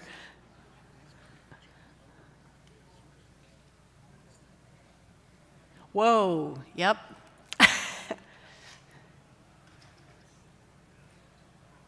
Alert. Ethics.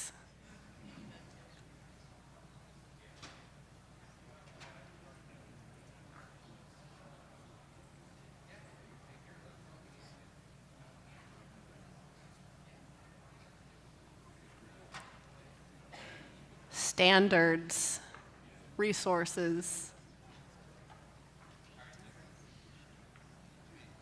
Beats might have been attached to something else.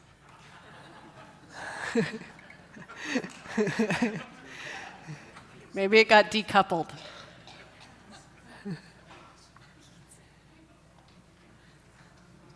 Okay, so all right. Funding is staying big, and incentives has stayed big. Beats is growing. Come on. Beats. Okay, jokers. Thank you. Right.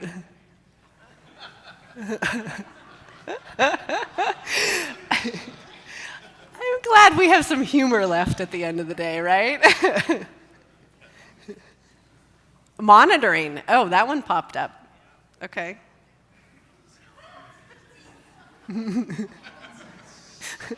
Beats. Now we're talking farm to fork, right? Okay. They've cut the beats off, no more. Okay, so public sector. This is your chance. Same question, right? Multiple choice. You've got your other ideas at the end. You've had a little more time to think about it, maybe, so we'll see what you say. Oh, I have these screens down here, too.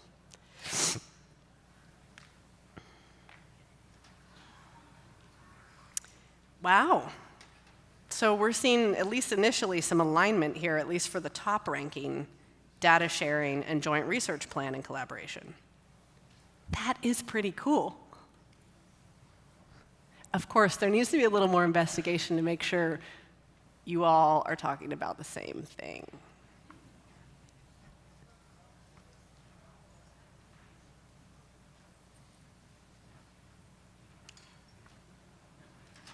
Oh, still policy making's making a run for it. Okay, I think that we still have those top data sharing and joint research plan. Okay, next slide. All right, and you know, no spaces in order to keep those words together. Here's one, verification auditing. Yeah. Thank you. I knew it had to happen.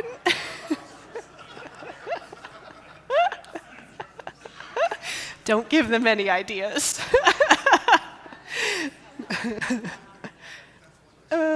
Yes, we have a few more vegetables on there.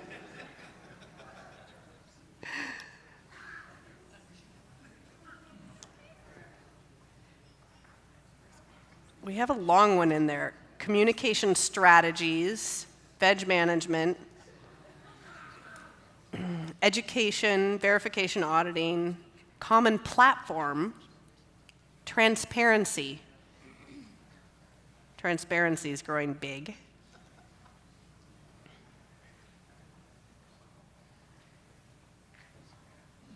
Alerts. Alerts was on the private one, right? So we're getting sort of an upvote on that here. Microgrids. Transparency. And alerts. And I'm just going to have to ignore the beats, just for now. I know, farm to fork's cool.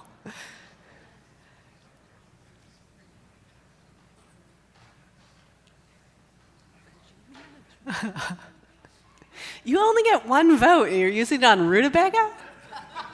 One, people.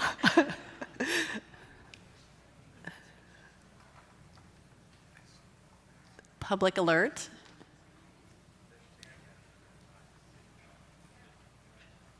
Okay. Risk-informed mitigation. Okay, so it's slowing down now. Thank you all, that was super fun. Okay, so now we have those, we did all 4 polls. Thank you so much. That is so cool to get all of your responses rather than me talking at you. So we found, in the end, it looks like, from this preliminary sample, that you all, not all, some of you top-ranked data sharing and joint research plan and collaboration. And that was from the public and private sector. It would be interesting to find out if those were the same people or people that work together. They can't be the same people. They're in the public and private, excuse me. But I would be interested to explore a little bit more into that issue and find out if they're really thinking the same thing, because obviously there's a lot of detail in there. And then for the open response, we heard from the private top-ranking funding, incentives, and monitoring. And then from the public, transparency and alerts. And so I would say next is like, okay, so what do we do with this? These are just preliminary sampling. They certainly pique my interest. I love talking to folks about what their interests are and what their concerns are and digging into that. And then what do we do with that to inform how we tailor a public-private partnership that works and can last? I would propose, I guess, that we seek to understand the alignment and divergence further. And I would want to know about the interests that motivate your responses. Like there are some solutions that you're proposing here or you're upvoting, and I would want to know the underlying interests that motivate them. Any alignment or divergence for getting into further of that, and could these efforts meet multiple interests for different parties?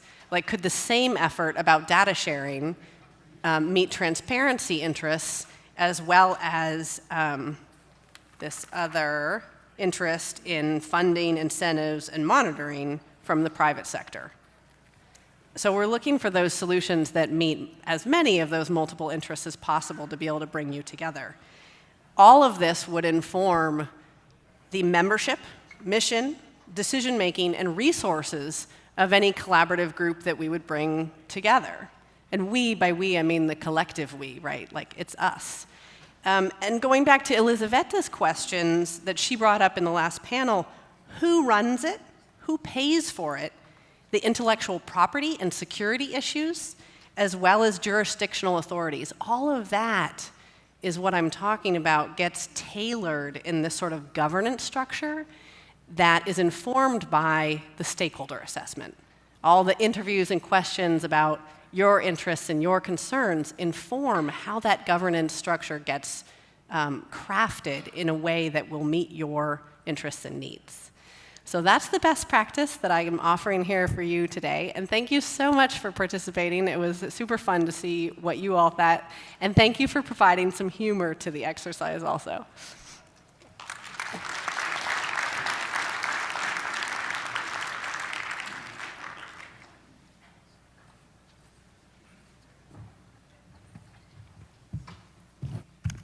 All right, so in addition to technology, we all learned that we have a deep and abiding love of beats. All right, so for our closing panel, and we've heard all about different technologies and different approaches. I have a whole booklet full of notes of terms I have to look up because I don't even understand. But I mean, there's an amazing amount of capability out there. And so our distinguished closing panel is going to look at, like, what do we do with this? What are those next steps? How do we integrate this into policy? So our closing panel is entitled The Path Forward, Incorporating Technology Innovation into Policy. And we're joined by our moderator, Amy Tong, who is the director of the California Department of Technology, and our state chief information officer, as well as our panelists, President Michael Picker with the CPUC, John Simmons with the Electric Power Research Institute, or EPRI, and Franco Amalfi, the Director of Strategy and Business Development at Oracle.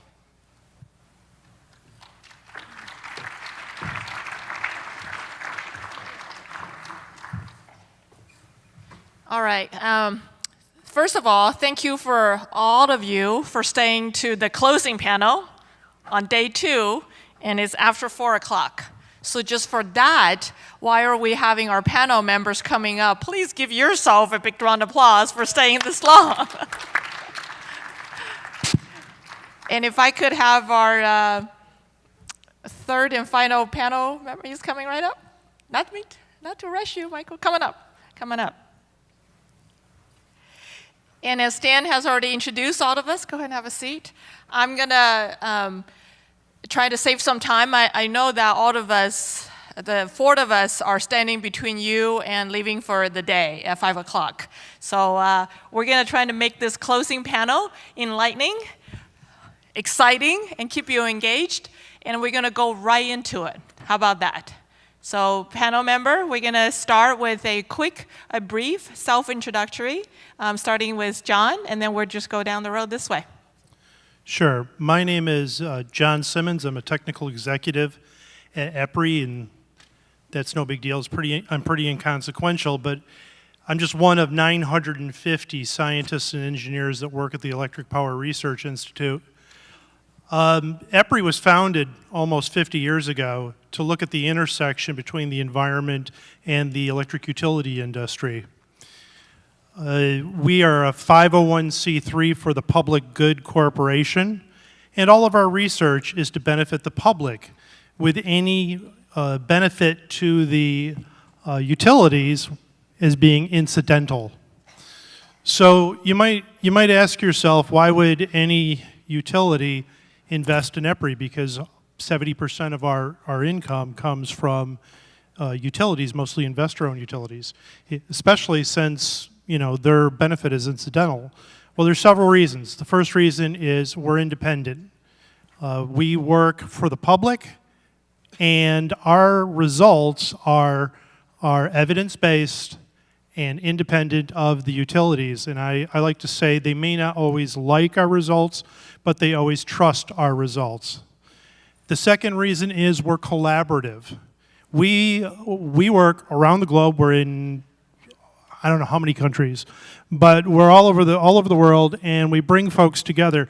We have an event, we fill a room like this 8 times a year with utility executives from around the world. We have 350 conferences every year, and we share information and share data and share research. Our whole purpose is collaborative research, putting together the best minds in utilities and government and labs and universities and consultancies with multiple funding streams, and putting that all together in projects that range from $50,000 or $100,000 to $20, $30 million projects. We do about $420 million in research a year, and that translates to about 1,600 projects. So after 50 years, we're pretty good at it. The second reason why utilities invest in us is the sharing of information and data. We have an artificial intelligence initiative whose one of the prime purposes of it is to collect, scrub, and curate data for training sets for artificial intelligence. Okay, all through today we heard people talk about data and the lack of data, and I use my data and my utility. Well, we collaborate and bring together data from all over and allow utilities and other folks to use that in their artificial intelligence machine learning experimentations. So for the last 50 years, we've been looking at this intersection between energy and the environment, and quite honestly, it's been mostly about what the utility is doing to the environment. But lately, with an event like this, we're starting to look more and more at what the environment is doing to the utility. And towards that end, we have 2 projects going on at EPRI.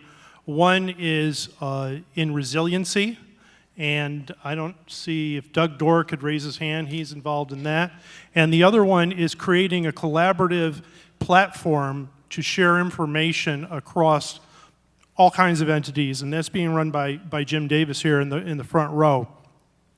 And that program is looking at, again, creating the standards and platforms and technologies needed so that everybody can have the data all the time, and it's accurate and it's up to date. And we're working very closely with the Open Geospatial Consortium, who's represented by Josh Lieberman here. And the OGC is an organization similar to EPRI, being a nonprofit. So as I've been sitting here looking at what folks have been discussing, I like the word maps up here. Besides beats, I keep seeing collaboration data sharing, things like that. This is EPRI's DNA. This is what we've been doing for almost 50 years. Good afternoon. My name is Franco Amalfi. I'm a Director of Strategy and Business Development for Oracle. Oracle, as probably most of you know, is a company based in California. We are in Silicon Valley. We've been around for 40 years. It started in California. It grew up in California, and hopefully we're going to grow old in California as well.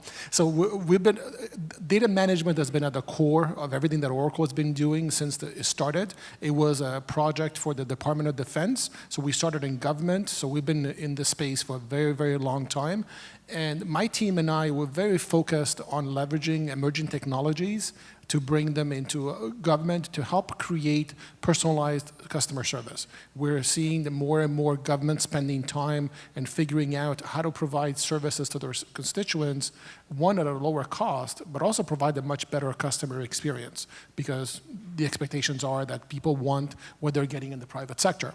So that's what we're really focused on. And I've been working across the country at all levels of government, in the federal government, in state and local, different states, different cities, and also counties as well, and trying to figure out a way how to leverage these technologies to actually provide more, to do more, because in government in general, what we're finding, there's always a lack of resources. So how do we help bridge that need? And we've been working with several agencies, and I will be talking to you over the next of the hour, some of the things we've been doing, which I think are very applicable to what we're doing here as well today. A great conversation, a lot of interest, a lot of people here today. We need to make sure the conversation continues. So I'm Michael Picker. I work for the California Public Utilities Commission, and people always ask me what we do, and it's always a challenge to explain to them what we do. We finance infrastructure. We do that in a very complicated way. Regulated entities to whom we grant a license usually have some form of a franchise or monopoly. And they come to us and they ask for the ability to spend dollars on particular kinds of infrastructure, sometimes things that we tell them that they have to, sometimes things that the legislature deems. But usually it's been very long-lived, sometimes linear infrastructure, railroad tracks or transmission lines. And they ask for our permission, and we quickly conduct an audit of their past expenditures to see if they spent the last round of funding in an appropriate way. Then we take their request and we sort of put it out for comment to a range of parties. We operate as sort of a technical court. People will sign up to be parties. They will agree on what the questions are that the utilities must answer to be able to get their feedback on whether or not they should be allowed to spend all the dollars they've asked for. And then they challenge each other, and they cross-examine each other, and they file briefs and rebuttals. And then at some point it comes to us as commissioners for a decision. In the meantime, we're supposed to keep an open mind as to what we will decide, and only decide that based on a record that's published, and not to use any other information that we may have gleaned along the way that's not published in the record. So that's kind of a difficult challenge when you're dealing with technologies that have not existed for the length of the process that it takes for us to make those decisions.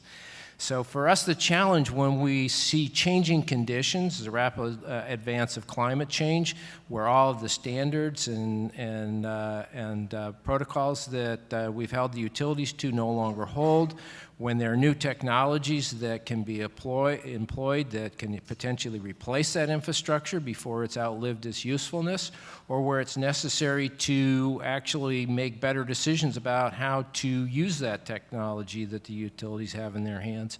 It becomes a difficult task for us then to find people who can actually help us craft a good published record on which to make a decision. So if there's anything I point out to people, it's that the processes that the law requires us to carry out are actually designed to prevent new technology until we've exhausted the lifespan of the technology we've already invested in. Therefore, our job is to kill innovation. All right, that was really inspirational, Michael. Well, it's a challenge then. You have to give us the tools to make good decisions.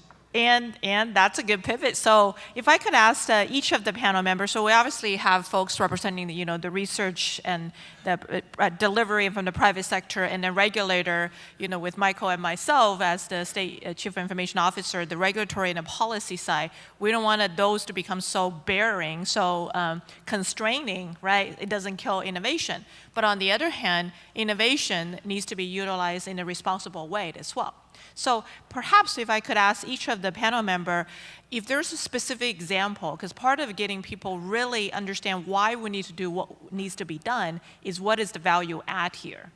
So if I could ask, John, perhaps start with you from the reason, the need for collaboration, data sharing. Many of the things that we have seen our previous speaker already spoken to. If you have some specific example to continue to, highlight the value of it. And then if I could have Franco also from your delivery perspective, what you have done from a private sector, and then coming back to your Michael, that what else you can be suggesting from a policy regulation perspective that we could help with that. So, John.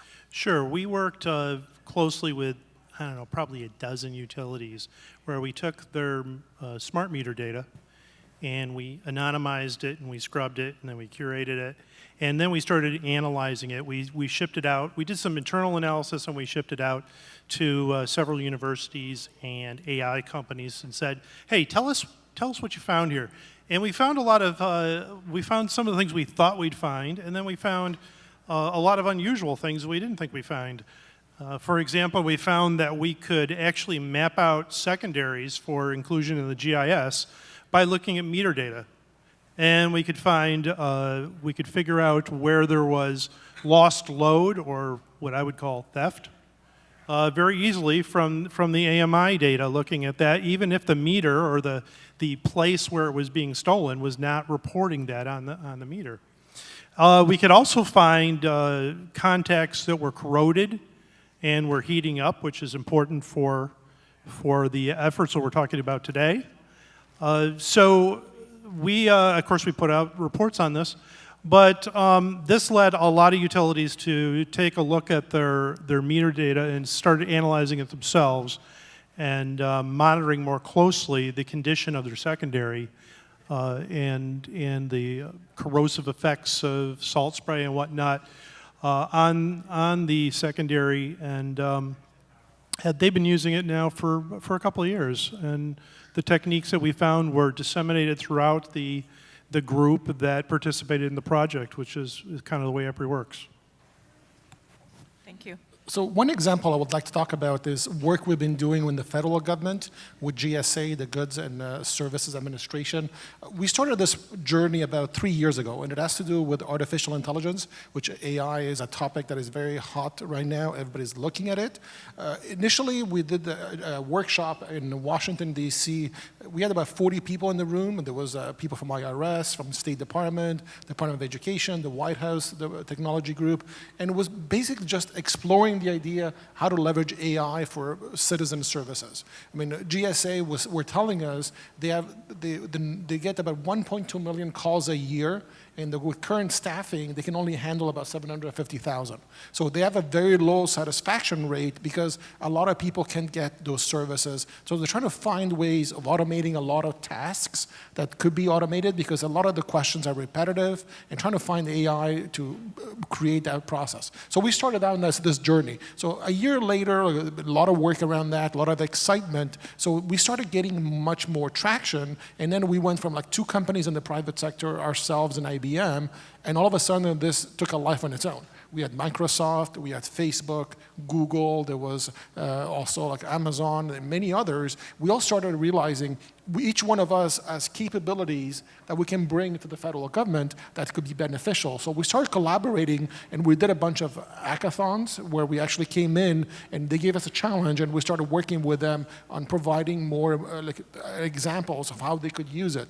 So, and then the Trump administration came in and they established the Modernization Fund, and they appointed Chris Lydell and Kushner to the commission to work on this. And they created these, what they call Center of Excellence, and one one of them is the USDA, there's others with DHS and NIH, and they started working on projects, started doing more and more pilots, more and more prototyping around AI, and this took a life of its own. So recently there was a program called TOP, which is the census ran, and it was run by presidential fellows from Harvard and other top universities, and they created challenges. And one of the challenges we participated in was using federal data from NIH to match cancer patients with clinical trials. It was a 14-week sprint, and we actually delivered this a few weeks ago, and it actually showed the power of how you can take federal data, combine it with the tools that we have today to create these programs that actually would benefit the public. So when we hear so many negative things about AI, how it's going to steal jobs, how it's going to the robot's going to kill us, and this and that, but we're really looking at AI from a social good. How can we help the public? How can we help citizens with newer capabilities that we couldn't do before? So the reason why I went down this path is about 2 weeks ago, President Trump announced a new executive order where AI now is mandated at the federal level.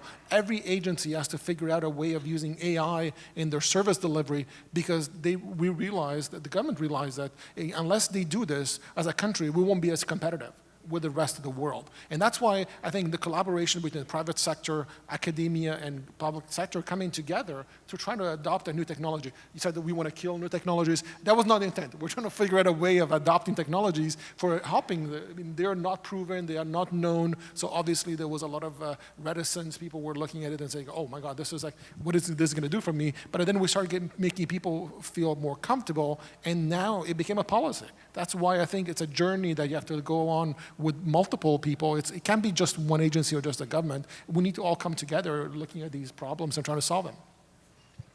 Thank you. Michael, you want to chime in? So I talked a little bit about the historic and statutory bias towards extending the value of previous investments in long-lived infrastructure, and I talked about the kind of boundaries that the reliance on a record that's informed by people who don't understand technology puts on us as decision maker. So I'm just going to say that that we have seen tools, and we've developed tools sometimes to deal with technologies. I use the example of some of the ways in which we got at core questions in smart grid and particularly a very smart distribution system operations that can be plug and play, accommodate new technologies, can provide data, and can actually be very nimble. And move from being the static creature that it was historically to what it will be in the future. And because we didn't have parties, people who traditionally come to us to participate in our proceedings, we knew if we asked them the questions, or if we even asked them what questions to ask, we would get historic repeats of things that we'd done 20 years ago. So we found a small nonprofit who convened a working group of people who were developing technologies, but who wouldn't otherwise want to spend the time and money to put their best engineers before the PUC for months at a time to answer our questions. And they put together a white paper. And they explained that it was a nonprofit that was financially disinterested who put that together. They explained who participated in it. They identified the provenance of the ideas. They explained the new technologies. They talked about the challenges of bringing them together. And they identified questions that needed to be answered and challenges that needed to be addressed. So we took that, which came totally outside of the experience of our staff, who are very smart but have limited experience in many of these new technologies and innovations and applications, and certainly outside of the experience of the many parties who are there to protect their ratepayer interests and to avoid expenses. And we said, okay, here's where the conversation will start. You better be ready to answer these questions, because if you can't, then we'll have to rely on the assertions that are made in the paper. And so here, what I see is people who are actually bringing new technologies forward, and particularly they're applying it to several of the challenges that we face in terms of safety. So from this, we can begin to work with the academics, some of the nonprofits, to try to figure out how we can put those same kind of ideas together in ways. We're already doing that in our relationship with CAL FIRE in terms of the wildfire mitigation plans. And so the big questions that I will be asking people as we call on you in the future is, how as regulators Can we apply tools and tests to the best choices that the utilities are bringing forward to us to make sure that they are at least in the range of using tools that are going to actually produce something close to the results that they and we want to achieve? How will we learn whether they are working? What should we be looking for? How quickly should we be able to test for that?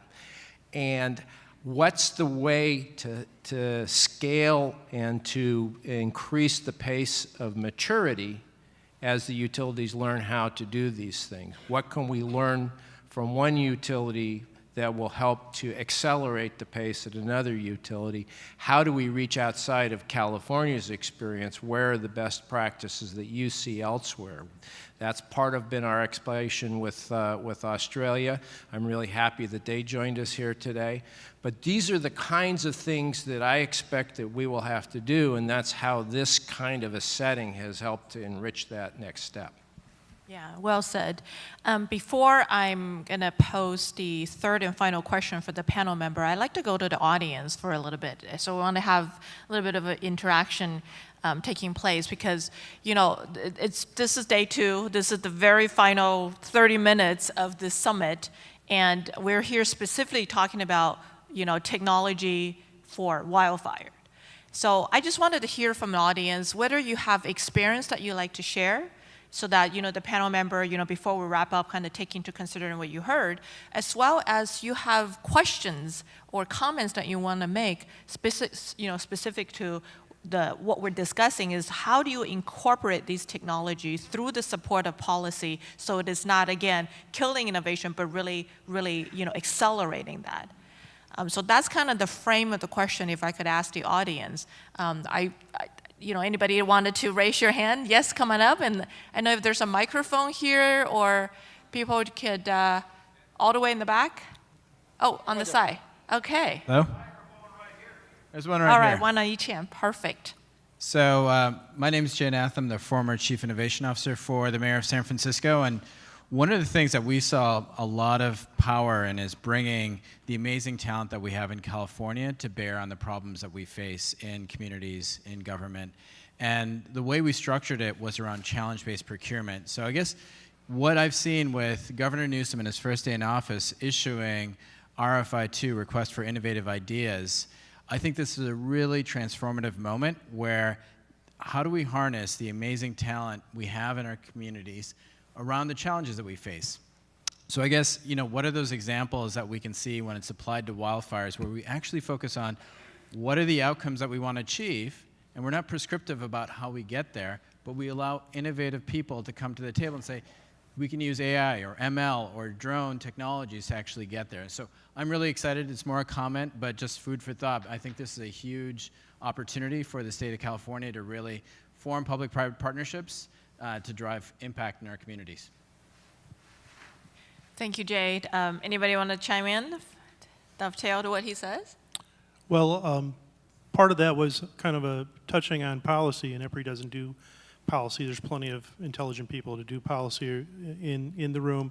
But I would say with as many as amazing people as I'm sure there are in the Bay Area, there are also amazing people in South America and in Africa and in Europe. And I think, and they all face the same issue. They all have this wildfire issue. And I think that we need to go international, and we need to get their perspectives. The project that Doug Dorr is running, where we've got utilities from 4 continents inputting, you know, their talents and their suggestions into making the grid more resilient to wildfires. And that's an example of, you know, of what I think we need to be doing. One of the thoughts, I mean, I've been working with Jay and his organization. I mean, we've been doing a lot of work with cities. And one of the themes that I find when you're working together between government and private sector is if you remove the barriers, and I mean, usually people are afraid of procurement, compliance, and this and that. If you find a way of removing the barriers, people are ready to work together and about solving a problem. I mean, you forget about everything else. Like at this point, it's like, this is a challenge that we got to face. Let's all work together on figuring out. And then as long as at some point, there will be a procurement and there will be some transaction, something will happen, but let's just try to solve the problem. That's what I think this needs to get, because you need to have, the more people you can bring together to solve a problem with different perspectives, the better you're going to be able to succeed. If I can jump on that bandwagon a little bit, you know, as the state CIO, and this is constantly dealing with, we have a lot of great idea, and there's a lot of need, you know, for the state government that requires technology, but acquiring that resources, acquiring that help, yes, or if, you know, form that partnership, it's often challenging. And so one thing I would really like to say, and to Jay's point, right, Governor Newsom definitely, you know, continue to pursue this, opening this idea of innovation and have multiple channels of communication. Yes. It's at the end of the day that when there's a partnership being built between the private and the public sector, the relationship doesn't have to be so formal, such as a contractual relationship. Many times, and this is something that I've been doing with the Department of Technology, is simply having a conversation to solve a common problem that we're all facing. We all have different hats we're wearing, right? And we all have to be responsible for that hat that we're wearing to how to solve that problem. But there's nothing precluding you of having a conversation to reach a common consensus. That collaboration, I think, John, you were talking about, is key to how we come together. The goal here is not how to make somebody's bottom line, you know, meet somebody's quota, or how do we being, you know, strict from a policy level so we don't break any laws. Well, not breaking laws is important, but at the same time being very open to hearing what the ideas are, what the challenges are to achieve that ultimate, you know, common goal. It's what I really, really want to encourage. Absolutely. Anything to add? All right. Any other question from the audience or comments? Yes, I'm Scott Rafferty from CAUSE. The focus of the conference... You might want to get closer to the mic. I say the focus of the conference seems to have been on signal intelligence and the idea that there's a pursuit of a perfect data set that is going to specify which trees are going to fail, which poles are going to cause problems. And, you know, to what extent does that need to be integrated with the kind of approaches that the nuclear industry takes in terms of identifying precursors of risk and looking at management systems that depend on lower levels of the organization, on the entire organization, sort of trying to predict risks that are not fully understood, not fully specified, which seems to be a characteristic of not only the scale of wildfires that we've had, but also Aliso Canyon, Oroville Dam.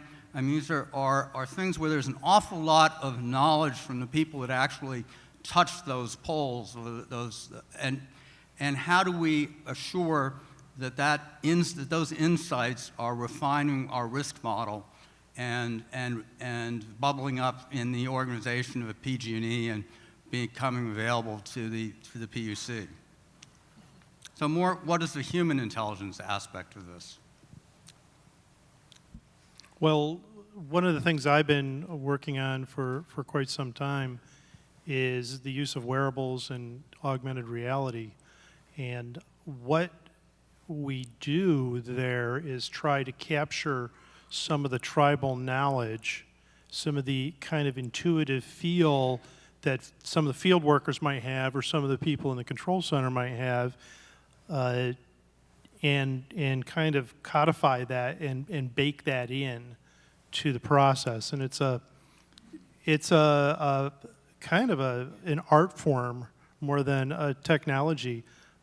We've tried things like recording, having somebody wear a wearable and basically record their whole day, and then have them walk us through the process to see, oh, why'd you do that? Have you thought about doing this? That kind of thing. I think most utilities have somebody that they trust. You know, when the wind he knows or she knows that when the wind gets above 45 miles an hour on this feeder, they have a lot of problems. And that's the kind of thing where we try and capture. But that's a very big problem, especially since so many utility folks are retiring and the rate of retirement is increasing. So I think about this a lot, Scott, and I think that it's a useful question. And I'll just give an example of the way that we've talked about it. And you know, the PUC does not have a lot of people who go out on a daily basis to police wooden poles. There's 4.2 million of them across 200,000 miles of wire in the state of California. If we did that on a 5-year basis, not a 1-year basis, which is most people's expectation, based on the comparison to the amount of workers it takes for us to implement the federal public Pipeline Hazardous Safety Materials Association gas pipeline reviews, would probably be about 1,500 employees at the PUC doing nothing but looking at poles and equipment attached to them at a cost of about $124 million a year for salaries. So that's probably not going to move very far through the Department of Finance or the California legislature. On the other hand, we can use technology. So one is to use drones, for example, as a form of technology to advance inspections, and we can use machine learning to then start to figure out where there's more wear. So you start to move into using machine intelligence to actually do some risk modeling and to focus your intrusive inspections, not only with technology, but based on where you have hazards. Knowledge of other conditions outside, so you would use big data across different platforms and across different databases to actually help improve your risk modeling and to focus more of your work.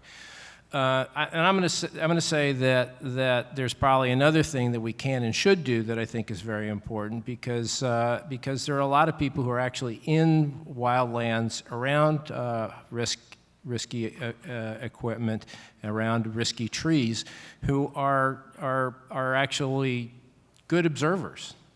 And there's no reason why we can't build on what CAL FIRE already has. They have these little booklets with common pictures of attachments, electrical attachments to poles, and indications on where there's wear or damage, so that when they see it, they can make a note. But that's a lot to ask somebody who's probably just patrolling the forest for other reasons, or who may be a firefighter as opposed to an electrical engineer. Why don't we give them a cell phone? How many people have a cell phone on them? Pretty much everybody. Pretty much everybody. How many of you have a GIS-enabled cell phone? How many of you could turn that on and punch an app that would load the location, take a picture, upload it to a database, and record a violation or a potential point of failure that there could be follow-up on? How many of you believe or know how that could be shared between multiple agencies, and from a CAL FIRE cell phone to the California Public Utilities Commission? We actually have a project that does just that. We call it gamification, and we haven't gone the full circuit up to. Do you think if we gave that to every utility line worker, telephone, and gave them a $20 reward for winning the game, that exactly, we would get good intelligence real fast? Yeah, you must have read the. Do you want to see the app I have on my phone? Do you want me to tell you where it fails? There are no databases in the state of California that tell us the location, the ownership, the condition, and the attachments of each of those poles. There's the failure point.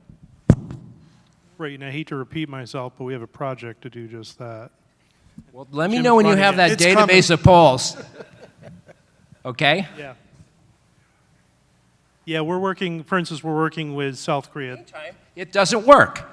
We're working with South Korea. They have 100 million poles, and they don't know where any of them are.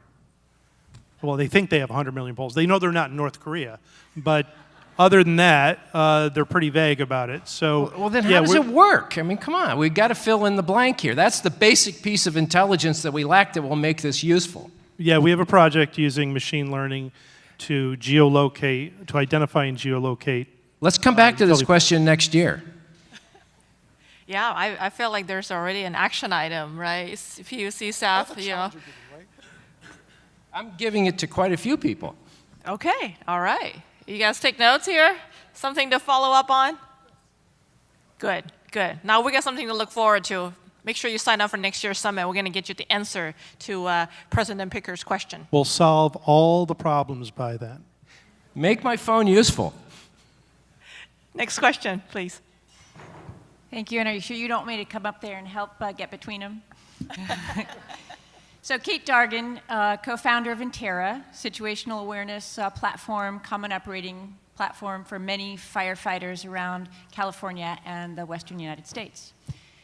Our mission is connecting first responders to one another and increasingly first responders to second responders, which is utilities, and a partner that we're not here with today, which is the insurance industry. As you ask the question for what can we address policy-wise, and we're talking about collaborating, and we're talking about sharing databases between regulated organizations and public safety organizations, I want to ask, maybe for follow-on, is this same conversation is occurring in the insurance industry. How do they connect with the pre-fire, the event, and the post-fire information that they need to have? How do they partner? How do they have personnel embedded within the public safety agencies that help fix these problems? And so I just want to ask, do you have some vision for how to loop in yet another really important second responder into the conversation? All right. In interest of time, I'm going to limit each one of you guys' response to about 2 minutes. How's that? Okay, well this, again, I'm the technology guy, and this is not a technology problem. We can do this, technologically speaking. That's all I have to say. So I think there's always a failure when you fail to connect people. So I think that your charge to us is a good one. If we repeat this next year, we'll work hard to get the right people from the insurance industry to join us here to talk about how they can and would be willing to share their information as well. And we're seeing this in other sectors as well. I work with ag bio organizations where they're doing research for the next generation of farming to produce more food. And it requires the universities, the farmers, the Caterpillars of the world, the banks and the insurance companies. So this is not unique to the wildfire and the situation here. This is something that many industry problems, big problems that we're solving in the world require many people to come together to actually collaborate. Definitely makes sense. Another item to look forward to into next year's summit. You guys doing a great job in teeing up next year's summit. So we want them to come back, right? Yes, keep doing it. I want to take one final question from the audience. This gentleman has been very patient. So go ahead. Very kind of you. Thank you. Kirk McKenzie with Cosumnes Fire Department. And thank you to the board and more importantly to CPUC for putting together an exceptional gathering. And to the commissioner and Dr. Simmons' points on a couple things. The photographs that you could be taking of the polls, we could all be taking photographs and upload to the cloud in one giant photogrammic gamification of the world. Best computer game ever, the 3D game of life, so to speak. And the utilities and the firefight are two small facets in a huge ecosystem of first response needs that other people are working on, like National Fire Protection Association have written the smart road or the roadmap to the smart firefighter. NIST, Public Safety Communication Research Group, are doing some good things. DHS, Next Gen First Responder. CPUC's blown me away in the last 2 days, and it makes me think, to Amy's point, next year, I sure hope so if the commissioner and the rest of the people would encourage it, to maybe get some of the teams that are solving the tangential challenges for first responders that may serve the board and the teams here that are working on these two facets. And thank you. Any comments? Well, I hope that next year, teeing up next year again, that we get even more folks from some of these other tangential organizations involved in this, because the best solution is the most inclusive solution, technologically speaking. It's possible to publish information and allow lots of people to subscribe to it. And you can control who has access to the data and how they look at the data and how they can use the data. And as I said a moment ago, it's not a technology problem. It's a coordination problem, and it's a problem of will. The only comment I would make is experimentation. I mean, one of the things that we're seeing in government in my dealings is there's risk averse to wanting to experiment and try new things. I mean, you need to try things, do it quickly, do it in sprints, fail fast, and be able to move on. I think that's one of the things that we're seeing more and more people wanting to adopt, and innovation only happens if you make mistakes and you have to do it again. I know some of the mistakes could be costly, but that's why you do it in sprints, and you do it in a way that actually allows you to get over them quickly as well. I think that we're eager to start working more with local entities to try to broaden the base of contact. It's more natural for us to start our relationships with external agencies, which is always a challenge with the ones that are closest to us. So that means CAL FIRE and OES. And you know, there's always sort of an assumption that it will trickle down through OAS and the SEMs around emergencies, or that CAL FIRE with the state responsibility areas is coordinating with the local responsibility areas. For us, it's just, you know, it's new people, and it's the challenge of really trying to do good relationships rather than just kind of touching you and then disappearing for a long time. So thank you, audience, for the question and you know, the comments earlier. I want to come back to the panel as we wrap up, you know, this closing with the last few minutes that we have. If each one of you could give 2 to 3 minutes, just, you know, what are your thoughts in terms of really coming back to this specific panel, right? Technology, policy, and if it's specifically applying to, you know, the wildfire that we all have been facing and needed to be proactive about. And also kind of, you know, giving some teaser for next year's, the things to looking forward to. We have 2 minimum action items, as well as, you know, talked about inviting all of these additional partners, whether it's local or what do you call it, cross-cutting type of entities to be participating. One thing, if I could add, is that when it comes to data sharing, when it comes to information sharing, when it comes to those collaboration, also have to take into consideration of cybersecurity and privacy for these data. So that's something hopefully next year we can cover a little bit more as well. And this is what I meant by earlier, is we have a lot of information, but how do we use the information in a responsible way that is truly a value add? So with that, John, do you want to go? Well, I think in order to address the issues that you mentioned, I think we need kind of a call to action and a plan, or next year we're going to be back here talking about the same things. And what I'd like to be doing next year is coming back and talking about the progress we've made. So I would hope that, you know, the folks out there that are responsible for these kinds of things can address that and set up a course of action. Hopefully it'll include EPRI. I think we provide a lot of value there. But so we can point to something we've accomplished next year and not just talk about possibilities. I think one recommendation or one idea that we talked about this on the phone is a similar approach that we took at GSA with the Office of Emerging Technologies for Citizen Services, having an Office of Emerging Technologies for wildfire.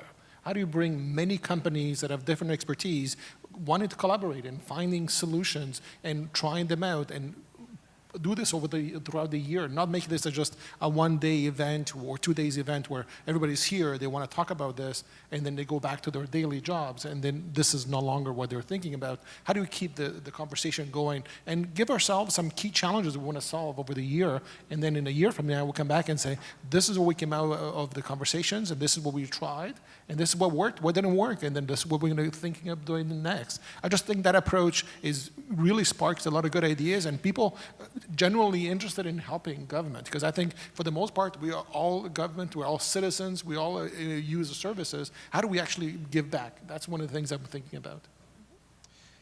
So I'll just return to a lot of what Elizaveta originally expected to get out of this, which is a tool for the CPUC in part to meet with people who have the same urgent problems that we do, and to explore with a lot of smart people who are actually providing solutions. What is the range of tools? What are the ways that they're being applied so we can better understand that? And I think that we are starting to see those come up in a lot of the revenue filings and the planning requirements that we have for the utilities. So there will be mistakes made. I think that what I'm still struggling to get, and that's probably because I'd never asked the question very clearly, is again, how do we as regulators who stand outside of the actual operational experience understand what are the best tools for evaluating the choices that the utilities make? How do we actually see learnings elsewhere that we should apply to the next round of mistakes? And then how do we actually help people make those mistakes faster, fail more safely, and get up and go further? So that's really what I hope to learn in the future. Well, the nice thing about collaboration is that you don't have to make the same mistake at multiple different locations. Everybody makes a mistake once, and then everybody learns from it. And that's one of the key things about collaboration. And I want to just echo that as a way of wrap up this panel. So for those of you out there that are, having this kind of a risk appetite, that are doing things in the more, agile method, sprint, willing to take the chance to stick your neck out and not afraid to make mistakes, knowing that the mistake is the only opportunity for others to learn from. And this is how we continue to innovate. I just want to say, I guess from my perspective on the technology front, technology policy front, that's definitely something that we're advocate. We're trying to, revisit with ourselves, frequently to make sure that we don't inadvertently become overly, conscious or cautious for people not making mistakes. Because when that happens, that's what stalemate, that's what status quo, happens. So thank you for those of you that are continue to, pave the way outside to being the change agent. And for those of you that are in the public sector, I do want to join President Picker to continue to, encourage that kind of mindset. I always said, right, you got to have a good technology background, speaking from a technologist, but you have to have a innovative mindset to willing to try things, but topping it off with the entrepreneurship spirit. That don't be afraid of failure, pick yourself up, keep trying, as long as it's not the same mistake twice, keep going forward. And with that, yes, we are very much looking forward next year to report back on the progress of the things that have been discussed today. And with that, I want to thank you, and please join me in thanking the esteemed panel here.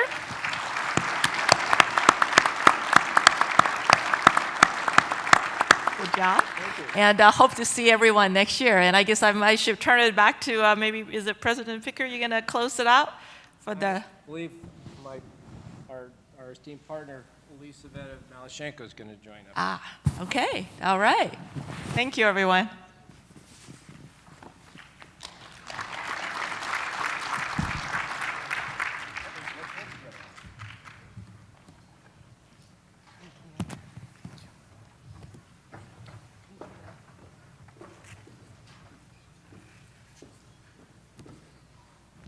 Thank you, everybody, for joining us at the first California Wildfire Technology Innovation Summit. I was only able to be here one day, but it's just been incredible seeing everyone come together and engage in this dialogue. And I'm really deeply thankful to everyone who helped put this event together. Let me name some of those folks. First, there's our summit steering committee, which formed of the Public Utilities Commission, Sac State, Cal OES, IBM, and the University of California, San Diego. So in addition to thanking the steering committee, I'd also like to thank all of our sponsors who did a great job and helped us to get people here.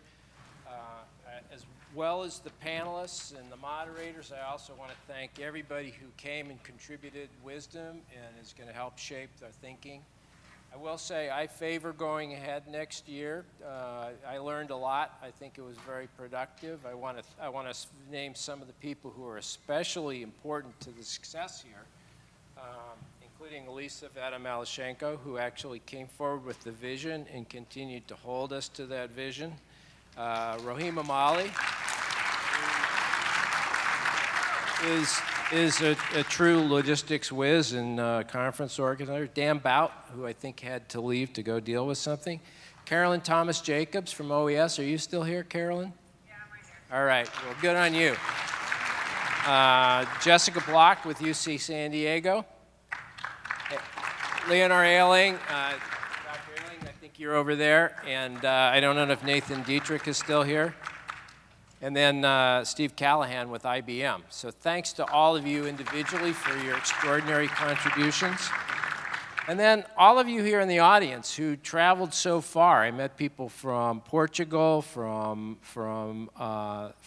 Russia, from Eastern Europe, from Australia, a very strong Australian delegation. It reflects lots of conversations Elizaveta has been having with them.